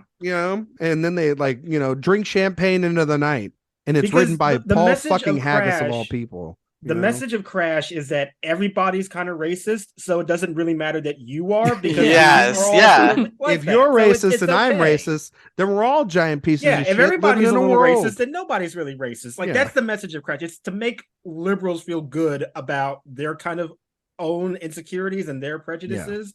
But in a serious way. And also that racism can be so bad that it causes you to fall down a flight of stairs. Yes. This movie is trash. I hate it. It's really, really terrible. And not to mention just like the half dozen other films that should have been nominated over it, like A History of Violence or Cachet or The New World. It also fucking did the thing that, like, Look, it's the worst film of that year. Okay, can we keep going? Yeah, we can keep going, but like it also spawns like the interconnective, more of those interconnective. Like, yes, we have this movie to blame for Alejandro González Iñárritu. Okay, let's move on to a much better movie. The Departed. See, that's how you're supposed to say it, Josh. Yeah. You're supposed to say it like Departed. The Departed. Yeah, The Departed. Matt Damon, some of his work's okay. Look, the fact that this is a movie directed by Martin Scorsese makes me say that it has to at least be A tier. It doesn't even matter how good. I'm with you. It's a B. It's B. I was gonna go B. Yeah, I'm gonna go B. Yeah. God, is there some way we can outvote you? Just the two of Sophia and I think this movie is really enjoyable, and I think if you went up to a random person on the street and asked them like, "What's your favorite Scorsese movie?" I feel like a lot of them really like The Departed. Yeah. I'll also be like, who's Martin Scorsese? But also like a typical winner for Best Picture too, that kind of makes it cooler. Yeah, but I also feel like if you asked people which Martin Scorsese movie won Best Picture, most people would not say. I mean, also too, they might say Goodfellas. Yeah, that's true. They'd probably say Goodfellas or Taxi Driver. If they lean younger, they're probably more Wolf of Wall Street now than they are The Departed. You know, look, I don't know that this would even be in my top 10 Scorsese films of all time, but it's just like it's such. It moves. It's a good movie, but one of the most entertaining movies to win Best Picture. I'm just gonna say, like, and it made a lot of money. Yeah, all true. It's just like, wow, you're ending a movie about a rat in the cop ranks with a shot of a rat. Don't you dare question Marty's filmmaking choices. So you're not Stevie here. You can't pull that off. I think B. Like I guess I wouldn't be mad about A, I guess, but I just like look at the films we have in A tier, and I don't know if The Departed is really at that level. I mean, if you put $1 Million Baby in B, I gotta put The Departed in B. I'm sorry, like I kind of feel like just in the I'm voting. We're off on an island on our own. We're going B. It's fine. The B's win on this one. I feel like it's kind of close, but I feel voted by Lord of the Rings. You can all take it and put it in B. No Country for Old Men. S. I think this is a movie where we would have to consider moving something out to put this up. We'll figure that out at the end. So can I say, similar to how I felt about The Departed, I actually don't have this in S because I know it's the Coen brothers and it's a great movie, but when I think about the Coen brothers and their filmography, this is not a typical Coen brothers movie, right? Yeah, it's if I'm going to put a film by someone like that in an S tier, I want it to be like their definitive movie, and I feel like this is not for them. And it's not even my favorite movie in this lineup. Signature Coen for me. Yeah, no, I go There Will Be Blood, but that's the hard part, is that this wouldn't be my winner that year, but I also love this movie as a winner. It's one of those films like All About Eve or Ordinary People for me, where it's like, it's not what I personally would have given the Oscar to, because there's, I think, another movie there. But like, just like in terms of sheer filmmaking craft, like this is one of the best adaptations of a novel that's ever been done. Like they translated this beautiful Cormac McCarthy language into beautiful imagery. Which is usually unfilmable language. Yeah. Mm-hmm. It's such a good movie. And I mean, like, this is S with a bullet for me. I mean, like, it's not for me. This is my second favorite Coen Brothers film. I mean, like, I love There Will Be Blood. I think it's the best film of that decade. Probably the best film of the last 23 years, 25 years. But No Country for Old Men is right up there. I think it also, too, it's a movie that, like, I can't get mad that represents 2007. It's a fantastic film for a fantastic. It's not. I also watch American this movie Beauty all the time. Yeah, I rewatch it really. Wow, I don't know so why. Good. What's wrong with you? It's also too. Maybe it's a cultural thing for me, but like, growing up in Texas, this movie is deeply funny to me. That Coen's wicked sense of humor, that dry sense of humor, It's fucking in there. And like the coin flip scene, everybody thinks it's so tense. I find it absolutely hilarious that he's having to argue with this guy about like, you know, like that he inherited like the gas station and you've been putting up for it your whole life. You just didn't know yet. And it's like, there's so many lines in it. I laugh because no one's taking how dead ass serious Javier Bardem is in this movie. And he's so good in this movie. And it's not just Bardem, like Brolin and Tommy Lee Jones and are extraordinary. Like this is like easily one of the Coen brothers' best films. And I don't know how you wouldn't put, but if y'all want to put it in A tier, I mean, that's fine. It's not for me, but considering like the history of it, this is another one where it's like, I'd be willing to put it in S. It's not an S tier for me personally, but I understand the arguments of why. I mean, it's probably going to get kicked out of S and put to A anyway, so we might as well just. My personal vote is S if we're counting votes. Oh, if we're counting votes, S. Well, it sounds like the consensus is S. So. I just that sounds like the consensus. If we want to move it along and just vote. So what are we taking out of S to put it in? Well, no, we can wait till the end, I guess, to do that real quick. Yeah, just put that up in S. Yeah. Just put that right there for now. All right, Slumdog Millionaire. This can go in the D slot. B. I would say C. Yeah, I mean, I don't. C or D. I just don't. I think C. Terrible lineup. I think the story behind this movie that like it was almost going to VOD and won the Oscar for Best Picture. I think that's crazy enough to like sort of bump it up from C to D. And it was a phenomenon when it came. It really was, yeah. I think the first and representation, like it's a C for me. But my favorite Slumdog Millionaire story was actually on this podcast I listened to called The Movies That Made Us Gay. Faye Dunaway was at a screening of Slumdog Millionaire, and a few minutes into the movie, she stood up and said, "That's enough," and left. Faye Dunaway, still an icon. So for that alone, it has to be so C, it has to be C. Yeah, I think C is good. Let's go into C.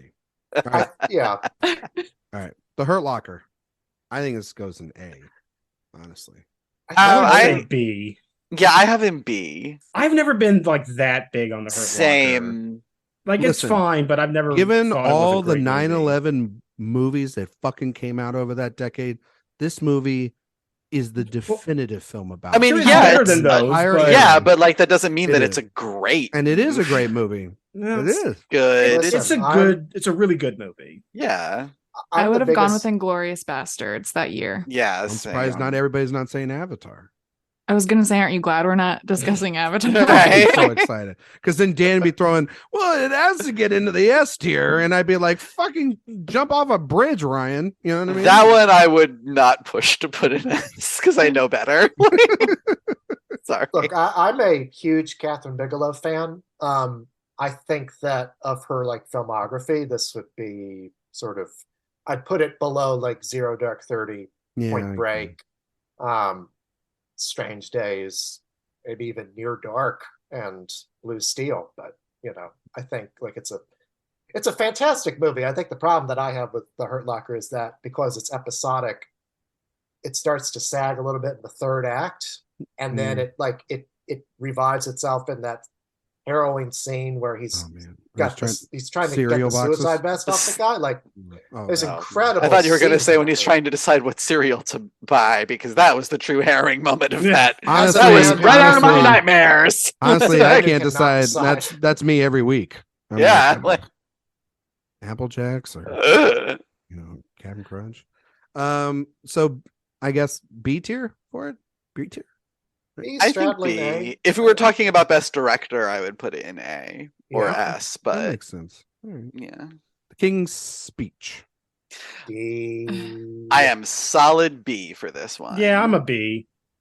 It is a perfect middle of the road. If Slumdog Millionaire, nothing really wrong with it, but it's not great. If Slumdog Millionaire is in C, then that's exactly where The King's Speech belongs. King's Speech. I wouldn't go higher than King's Speech is better than Slumdog Millionaire. It is, but it's just a terrible winner compared to what else is there. I mean, I agree. It is the most like middle brow film of that lineup, and that is a great lineup. It's a great lineup in the Social Network. And Tom Hooper, oh my god! Again, like we're not talking about best director. Sure, but he did make the movie. You know, this is and it's not a bad movie, but it's just not like. Yeah, and that's why I have B. Like, I'm not gonna fight against C, but I just think it's one of those that like I think it gets an unfair reputation as like terrible because of what it beat, and it's really I don't think it's a terrible movie. I just think it's I think it's just safe, middle of the road, and that's why I think C is okay. Like if it's alongside like Slumdog Millionaire and The English Patient in our list, I think that like that's better company than it being like with The Departed and Gladiator, if that makes sense. I think that's right. Yeah. Okay. It's just a film I've never had any desire to revisit once since seeing it. But I actually have had desire to rewatch it many times to hear Colin Firth saying fuck. Well, you could just YouTube that scene and not watch. I mean, I love that they gave him the Oscar for A Single Man a year late. Yeah. You know, because A Single Man, what a movie. Okay, I'm gonna put that over here and see. The Artist? D. B. I'm C. I remember this was when I was in frequent contact with Bogdanovich, and he would tell me what he was voting for at the Oscars, and he said to me, I just can't believe it's going to be The Artist. And I said, well, what are you going to vote for, Peter? And he said, I guess it's The Artist, because no one else. Says a lot about that film year in particular. Which that was kind of how I felt about that year and that lineup. It was like, I guess it's The Artist. And like, I love that movie. I would not personally pick it as like best picture material. Tree of Life. But like not too many movies in that lineup are best picture. Moneyball. Yeah, exactly. Like, yeah, it's like Tree of Life from Moneyball. That's pretty much it. Yeah. Two of the best films of that decade. Oh, yeah. Sophia would vote for Extremely Loud and Incredibly Close. Oh. LOL. No. Also better than people give it credit for, but still not good. Oh, no, not good. I'm at a C. I'm fine with a C. I think that's okay with it. Yeah. Argo? B. I think solid B. B, yeah. Mm-hmm. Yeah, B's good for it. Yeah, I guess. I just don't like think about Argo. I know. Yeah. You know what? Here's the thing, Josh. I get that, but then you watch it, and it still really moves. And it is one of those like when I don't ever think about it, but whenever someone brings it up, I'm like, oh yeah, that was a good movie. Yeah, it was a good movie. So when I first moved to Los Angeles, I was working at a movie theater, so I got into movies for free, and I would have just tons of free time. So I'd often just like go see films, and I saw Argo like 4 times in movie theaters. Like, had to make sure on the 4th time it was good. Yeah, well, I just like, wow, this is just pretty rewatchable. Yeah. You know, like, shouldn't have won, but like, I think B is the perfect place for it. It just feels like a B winner. That's where it's going. 12 Years a Slave. I mean, S. A. I think a case could be made for S just in terms of its historic, significance. I forgot what word I was going to say. But yeah, I mean, I think either A or S is where it has to. Yeah, it's one of those. I think I would actually lean towards A, just because there's another movie coming up that that's much more S for me. A couple that I want to make room for S. So for that, I'm going to say an A, even though it's really, really good. Yeah, I would go A. I was torn on this one between A and S. Really, it is an so S. good. It is a historical epic, like they used to award in the 80s, but actually made with artistry. Yeah, it's like better capital A artistry, and it's despite how harrowing it is, it's very watchable, and the performances are all out of this world. Yeah. And it's one of those, again, like kind of a, like, aside from the box office, it's like exactly what you want Best Picture winner to be, which to me puts it in S tier. But it's such a beautifully made film. It really is. Yeah. It's not my favorite McQueen, but it's a very good movie. There are a couple others, and I think it's fine in A. I just know for a fact that it's going to end up being pushed to A anyway. Yeah, there's 2 coming up that I would make a very strong case for S for, and that's why it's like, I'm just not willing to go quite there for 12 Years a Slave, even though it would be deserving. I'm just saying we've already overstuffed us, so I'm not opposed to putting this in there and seeing if it's one of the ones we move out later. Yeah. Okay. All right, we could do that. Okay. Yeah. Fair enough. Spoiler alert, probably going to be. Birdman. Hombre de Perro. So I have that in A tier, but I'm sure that I know that Josh has it closer to the bottom of his list. There's no fucking way to get an A tier movie for me. But for me, I put it as an A because in the again, like sort of how I did for American in Paris, like in the scope of the other Best Picture winners, formally, it's such an audacious movie that doesn't really look like anything else on this list, that uniqueness kind of pushes it above. And I just like the movie, but yeah. I would really I would put it in the B tier. Oh, that's right. I think that's fine. Yeah. I would put it in the D tier. But I think this movie is Iñárritu. He is so high on his own supply. Like it's just this movie that to a T. Like it is just so much, and like at least I think it thinks it's surprising, but to me, I was just like, okay, I get it. I got it. I'm so good within the first 5 minutes of watching That's Iñárritu. Well, if Josh is at an F. No, I'm not that low. I mean, no, he's probably at a D. And then and Dan's at an A, and then Sophia's at a D, and I'm at a B. It really comes down to I would. Oh God, you're gonna hate me for saying this, but I would say C. Well, then that's kind of where it's going to be. That's where it's going to land. We have literally a D. We have every A, B, C, D, D. Like that's what we got. Like this is sort of the thing that I appreciate about Iñárritu is that his movies inspire reactions from all over the place. Like, I mean, I like a lot of his movies more than most people do, but the 2 films that he was successful at the Oscars with, this one and The Revenant, are lower tier for me. I think that, I mean, I sort of side with what Sophia says, is that everything that he had to say about the film he said in the first 5 minutes, and it is just sort of more about the technical marvel of it, as opposed to like what he did with Bardo, which I feel had much more of a substantial thing to say than this film does. Yeah. But I don't hate it. I do think that, I mean, compared to like the Grand Budapest Hotel and Boyhood and a bunch of movies that were not nominated, it's not a great winner, but I think a C is where I would go. I think that's what the average is a C, and that's where it's going to go. Spotlight. Josh, we did our part. Yeah. Spotlight. B. Yeah, B. B to A, but B to A movie. But I'd lean, either way. A movie, but B Best Picture winner. I love Spotlight, like it's as a film itself, but just beating Mad Max Fury Road doesn't age particularly well, I feel. I mean, at least it wasn't The Revenant. True. Thankfully. Otherwise, that would have definitely been on like the for everybody else. I'm fine with Talk about being high on your own supply. Yeah. B is where Spotlight will go. Moonlight. Moonlight is S. I feel like that's an S tier for me. It's an S tier.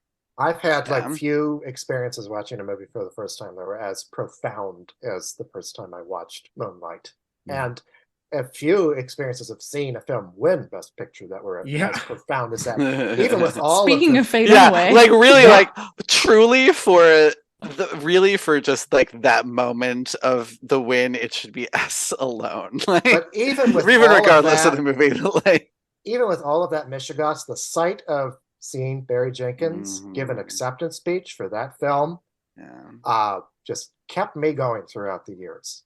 So I mean, it's such a miraculous thing for that movie in particular to win a Best Picture Oscar. Like that Truly. does not happen very often. Honestly, this is spoiler alert. This is the last quote unquote S tier Best Picture winner I have on my list. No Best Picture has come close. This was the best film of the last decade. It's a transcendent piece of work. I also do think that it's missing one Oscar because I think Barry Jenkins' direction, that film should have won Best Director over Chazelle. Cinematography too. Cinematography, and that score. I mean, there's a lot that or let's say pour one out for Janelle Monáe. Yeah, I mean, I think that movie it's so special, and it's it always does burn me because it has this win.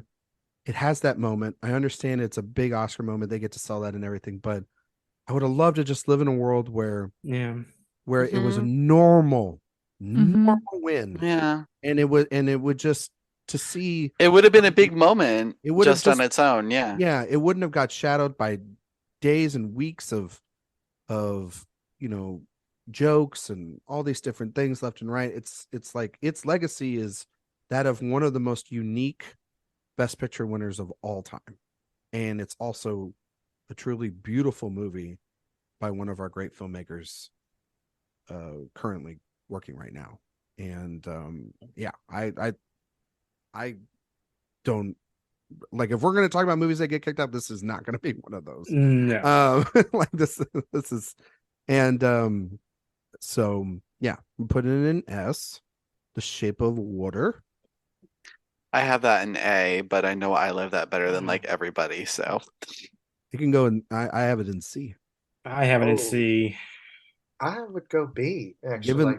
Given the movies that it beat, yeah. I know. There's Phantom Thread, there's Dunkirk, there's Lady Bird, there's Get Out. Yeah, but I don't think that it's a bad movie on its face. I think it's and talk about a completely and talk about a unique film to win Best Picture. I mean, there is that too. The fish fucking. I mean, come on. That's why I have it in B. Yeah, I would go up to B for it. I have it in C of the Del Toro films of his recent canon. It's less. Yeah, I think it is a little overrated personally, but it's such a unique winner that I would be fine with saying that it's B. Yeah, I think B is fine. I will relinquish and give it B status. We all know it's not Phantom Thread, my favorite movie ever. No shit. Few films are Phantom Thread. Yeah, I will cut right through you. It'll be you who ends up on the floor. We're not quoting it. We'll be here all night. Green Book. F. F. Period. We don't need to talk. I will say that Green Book is not a movie that I hate as much as other people do. It's not good. It is not a good movie. Not good. I do not come away from it like feeling it was one of the worst things I have ever seen. But in the legacy of the Oscars Best Picture wins, yes, it does not hold up at all. It's very, very low. In the legacy of the last 10 years, it is the massive eyesore. It is the giant pimple. It is the decade run. It's the last gasp of the old Academy. Yeah. I'll tell you this much, though. Is it? Yes, I'll tell you this much, though. 2 years later, it is. It's not even the worst of the Best Picture nominees that year. I will say it's not. No, it is not. That's true. There are at least two other movies. Vice and Bohemian Rhapsody. Yeah, there's at least one.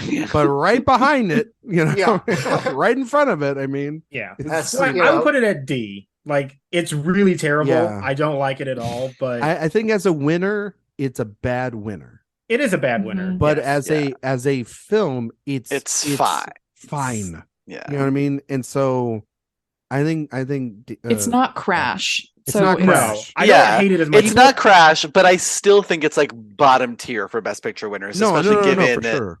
We only have like 6 films in F. So if it joined in F, it would make sense that it's there. You know what I mean? Yeah, it's just that for me, I do not have as much of a reaction to it as something like Greatest Show on Earth or Cimarron. That's the thing. That's fair. Parasite. Well, we know where this is going. I think this S. I think this is an S tier. Yeah. I think that Parasite is for me an A, and it just hasn't got to that S tier just yet. And I understand because it's so recent, but very recent. And I think that I understand. And also, here's the thing about it. It has become like the internet's like number one movie. And I love that movie and everything. I think it is a little bit, I think it's like, it is. Like, there's another movie we're going to talk about later that's dethroned. That might have been dethroned too. But they're both and both of those films, like, they're not like I think that there are better movies in their lineup that I like personally, and from their film year that weren't even nominated. I think, and I don't think that they're the best films. I don't think it's Bong's best film. And I used to not think that, but then after another 2 watches, I came around. You used to not think that, and then you saw the movie. And you know, I think it's a good film, though. I think it's a great film, not a good film, but I just wouldn't put it there yet. But I will say the reason why I understand it goes to the S tier, it is historical, presence as the first foreign language winner, huge. Him upsetting a director, it's such like a massive. The adulation for it. I mean, like that's and for screenplay too. Like, if there's a movie from the last 4 years that deserves to be in the S tier, it's this one over the one that just won. So I would agree. That's not happening. Completely agree. And also, like, it's a Parasite. Literally like a perfect movie. I don't know that you can have any maybe you could pick a few nits, but technically speaking, perfect movie. It was not my number one that year, but it is my favorite of that lineup. And I think that all of the history that it had to break in order to get to that moment, I think that alone means that it would be considered an S tier. But and it's a great movie too. I'll never forget the first time I saw that movie, having no idea what was going to happen and just watching it unfold. And then the second time I saw it, when I realized that it was going to hold up. Would I have voted for The Irishman? Yes, of course. But I think this is just, and the fact that it made the Sight and Sound poll recently, I think kind of it already has it is a masterpiece. And, to be fair, there were a lot of films that were taken off the Sight and Sound poll that are better than Parasite.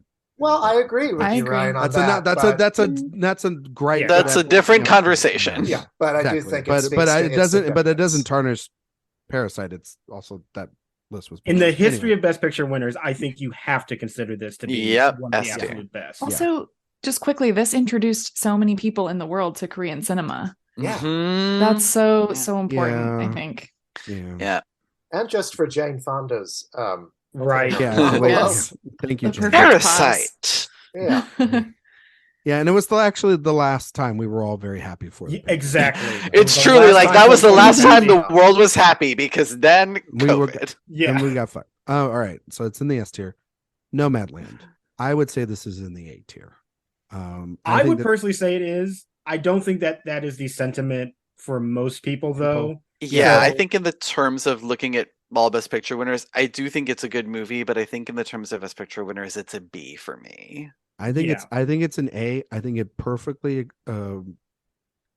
it is an encapsulation of not just this wonderful great film, but of the year in which it was released. It is a movie entirely about isolation in a fucking pandemic year. Don't deny it. It was my favorite movie. And it was a undeniable winner. There was no other film that came even close.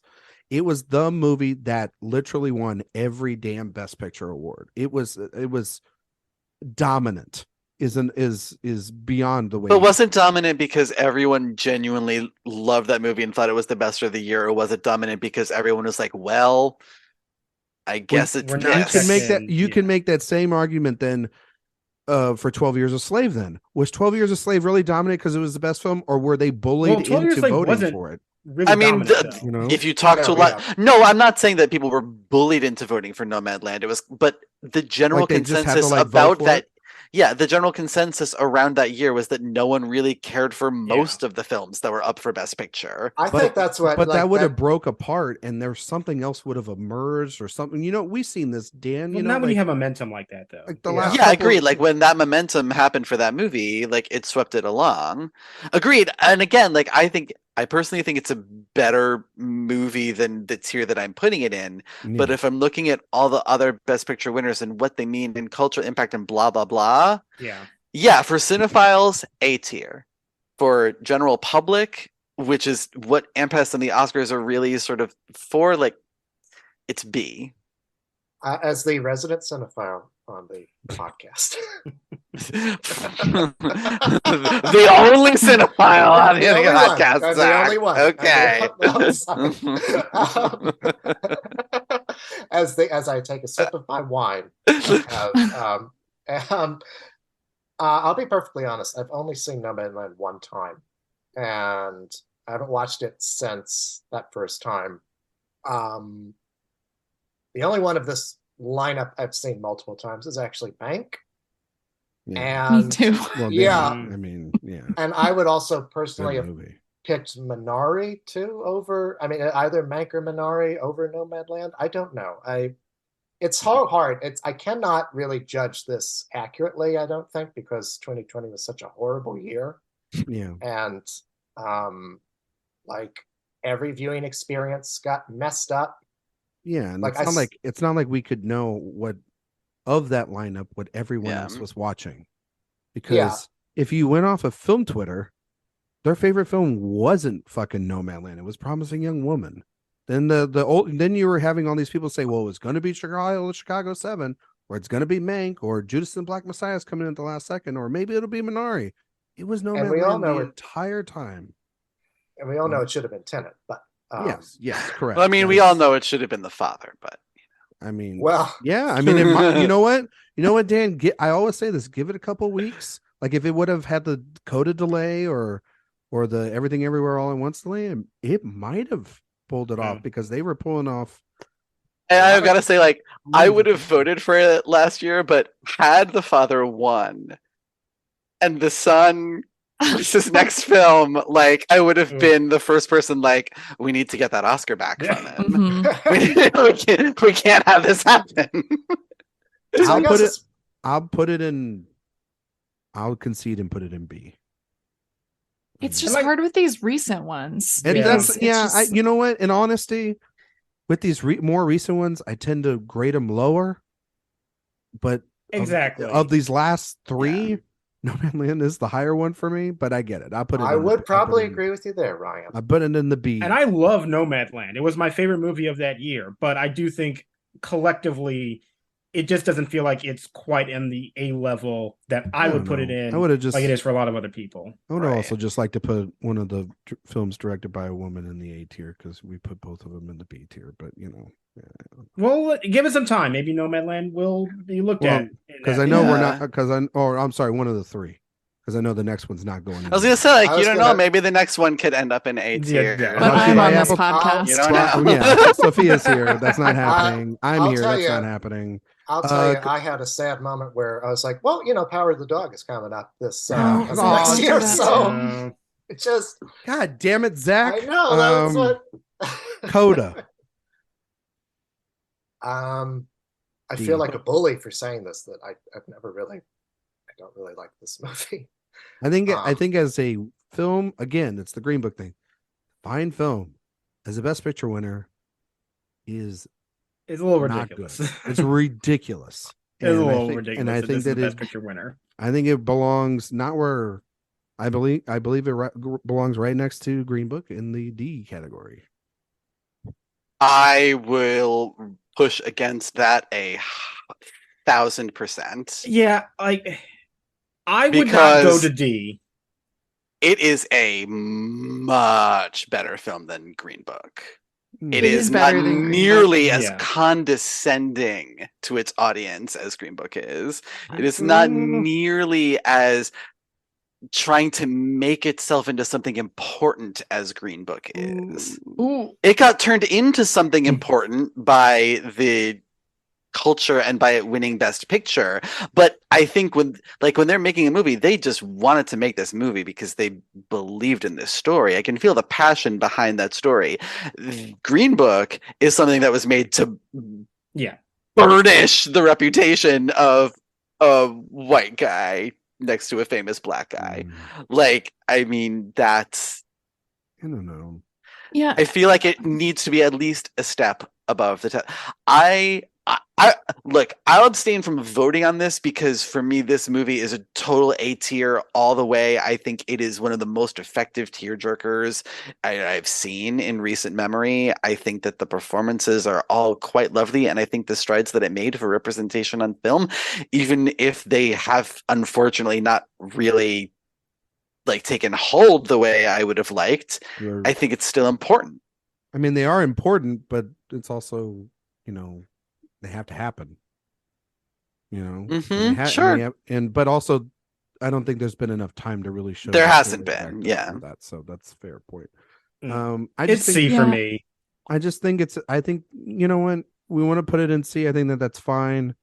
I just anything higher than that, I can't do that. No, I don't. That's the highest I will go for it. I mean, this award season itself made me almost want to stop covering or thinking about award seasons, period, because of the way that people talked about this movie in relation to The Power of the Dog. And just, I mean, I don't want to get into all of that, but just like the head versus the heart thing and the warm and cold thing. And it was riddled with sexism towards Jane Campion and honestly, like homophobia towards the story at the center of The Power of the Dog. The whole Sam Elliott shit was and really, like that. Well, that just kind of, it just rubbed me the wrong way. And it was a long season, and just seeing Coda, a movie that I have been the same on the entire time, like since I watched it at Virtual Sundance until it was in the award season, where I was just like, okay, this is fine. Like it's nice. I think it takes some incredible narrative leaps with how it portrays its deaf characters, actually. And I never really saw it. I can agree that, like, I think it's heartwarming, and I think that the family dynamic at the center of the story is really, really strong. But it was just in a year where I really loved quite a few movies that year. And it was just kind of heartbreaking to see Coda take it in the end. Clearly not the film audiences love. They love Spider-Man No Way Home. So, what the fuck do we know? I'm with you, Sophia. The first time I saw this movie, it was just like, I thought, fine, good last set piece at the end, which was like, honestly, the one thing that I thought it did that was unique to that storyline. And I did cry. Yeah, I mean, sure. Look, I cry at laundry commercials, so Same. it was an effectively done tearjerker. But it's just like when you compare it to like the magnitude of The Power of the Dog or Licorice Pizza or any like Drive My Car. so many, Drive My Car. I don't know. I get so rankled with this whole like head versus heart thing, because like Power of the Dog is a powerful film. Like, I'm sorry, if you can't get an emotional, if that movie would have won Best Picture, I mean, it's going to be one of those, I think, in like 10-15 years time, we'll look back on it because that movie's going to get reevaluated, or it's already been evaluated as one of the better films of the decade by a lot of people. And when I think people are going to look back on it, and it's just not going to age well, this particularly, because you look at a movie like Nomadland and you're like, wow, that's like it's such a weird thing, because you go from Moonlight and Shape of Water, those seem very against the grain. Then there's Green Book, and that's very safe. And then you see Nomadland, which is like a unanimous winner, very quiet film, not really something I think that they would go for. And then Coda, while it does have, its representation and everything, the movie also still is very much like it's a very simple story. You could say emotional, manipulative, whowever you want to say it. And it was also like a movie too that, like, at the nominations got like 3, whatever it was. And and it won all 3 to win. And it's such a weird movie. It's such a weird movie. It was such a weird year. Lastly, last year's winner, Everything Everywhere All at Once. I think this is B, personally, just because it's so recent. Not because of the film and how it is. I think it's B for right now. I think it has potential to move up to A. Only its legacy will go further in to see if it'll ever get to the S tier status. I know that it's won a ton. I know it was, the craziest sensation last year for it, but I think a B is a good spot to put it just for right now because it is literally last year. So I would also. Sorry. No, go ahead. Go ahead, Dan. No, I was just gonna say I would fight for Everything Everywhere to be in A tier because of how important it is for representation, and also because like some of the other movies, it's just like this does not look like any other Best Picture winner at all, and that uniqueness, that thing that makes it really stand out among the crop, that to me is worth bumping it up a little. So it's hard for me because I think that this movie is going to have significant impact in our culture for better and for worse. Yeah. There's going to be so many ripoffs of this movie. I can tell you that there are people entering film school this fall who are going to make short films about a multiverse. I've got my multiverse movie. I've got my, There's a multiverse movie coming out by the we time will this see. podcast airs. Yeah, so people are going to learn all the wrong lessons of this movie. And so I think that its reputation is going to fluctuate throughout the next 10, 20 years. And I don't know if it's going to end up being one of those films like American Beauty, where, it inspired a lot of Sundance ripoffs and ended up aging poorly as a film. Or if it's going to be one of those movies like so many that didn't win Best Picture, like, say, Pulp Fiction, that inspired a lot of ripoffs, but still held up as a great movie. So I'm comfortable with it being in B just because I don't know how it's going to age with the knowledge that so many people are going to rip it off. Right. Yeah. I'm having trouble with this one because it is, it's not my personal choice for a picture. It's like in the middle of the pack for me of the 10.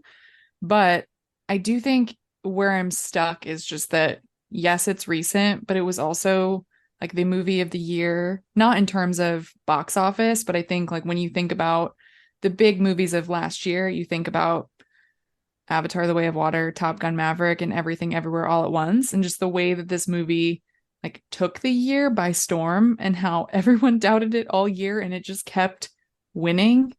I don't know. I think that's significant. I honestly, truthfully don't know where I would put this.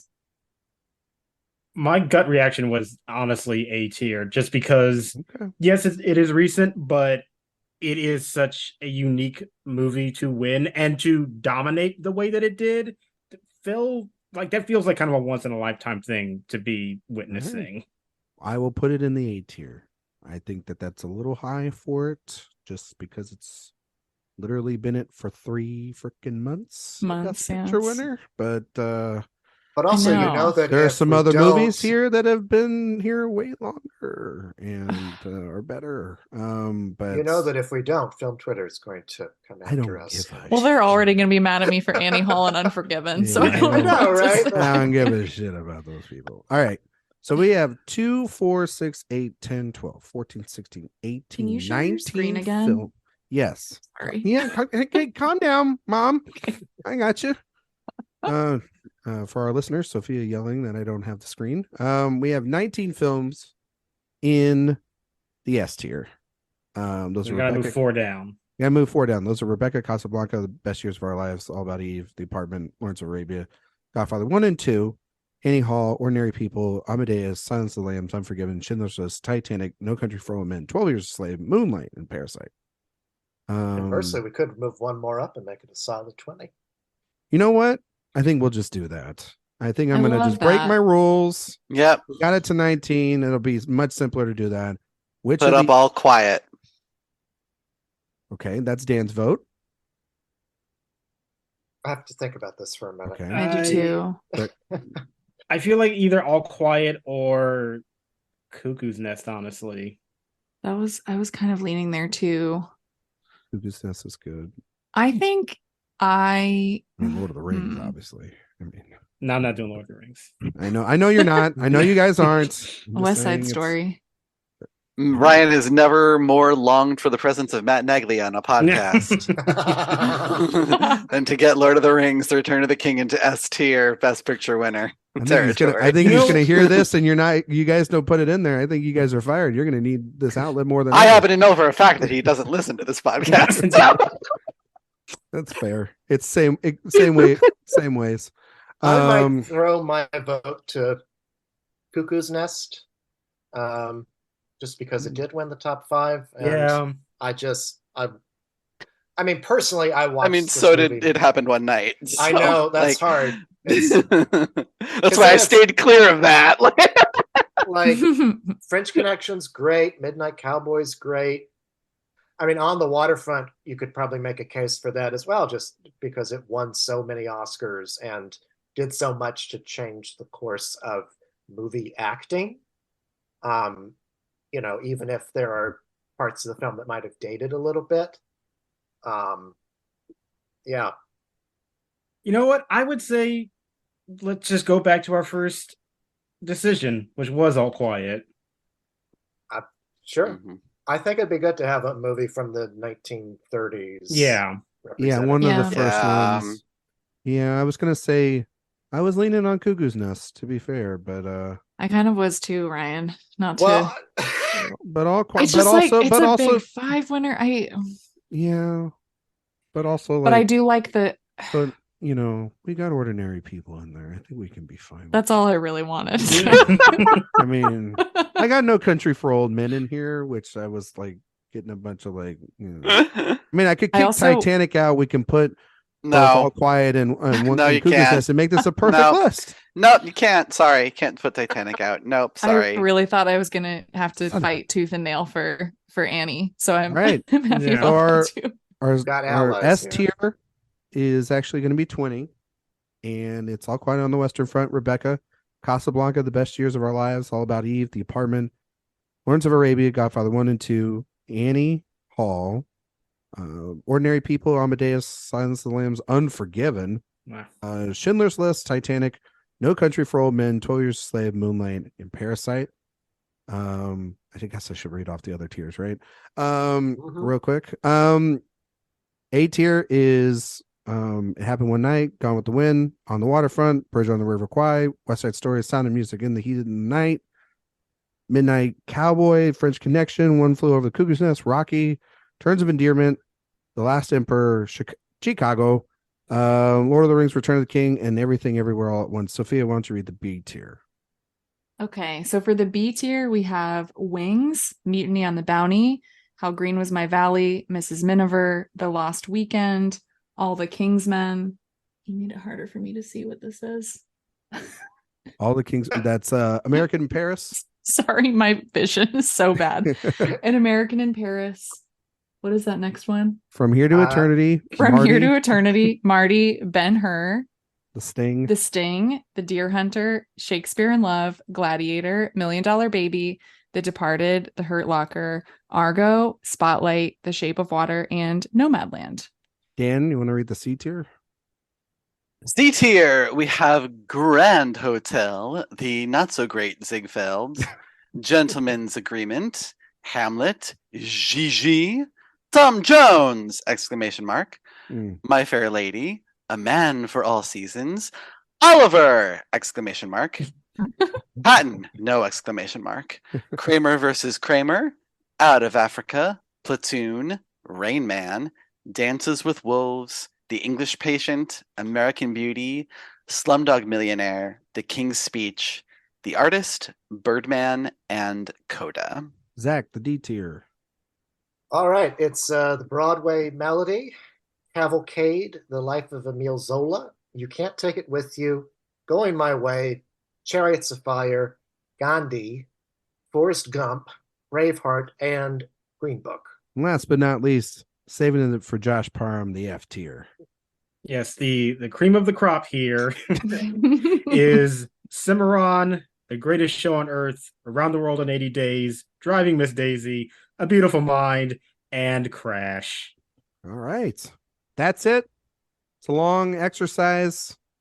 It'll be split over 2 episodes, so you guys can at least listen to half of it one day and half of it the next day. But this is almost as long as an episode of the Joe Rogan Experience. This is much better than that. Good Lord. Almost as long as Lawrence of Arabia. Much better, though. No, I'm just kidding. Sophia Ciminello, can you tell everybody where they can find you and all your work on the internet? Yeah, you can find me on Twitter and Letterboxd at Sophia_Sim. And you can find my reviews at AwardsWatch. And you can find my podcast, Oscar Wilde, on Twitter at OscarWildePod.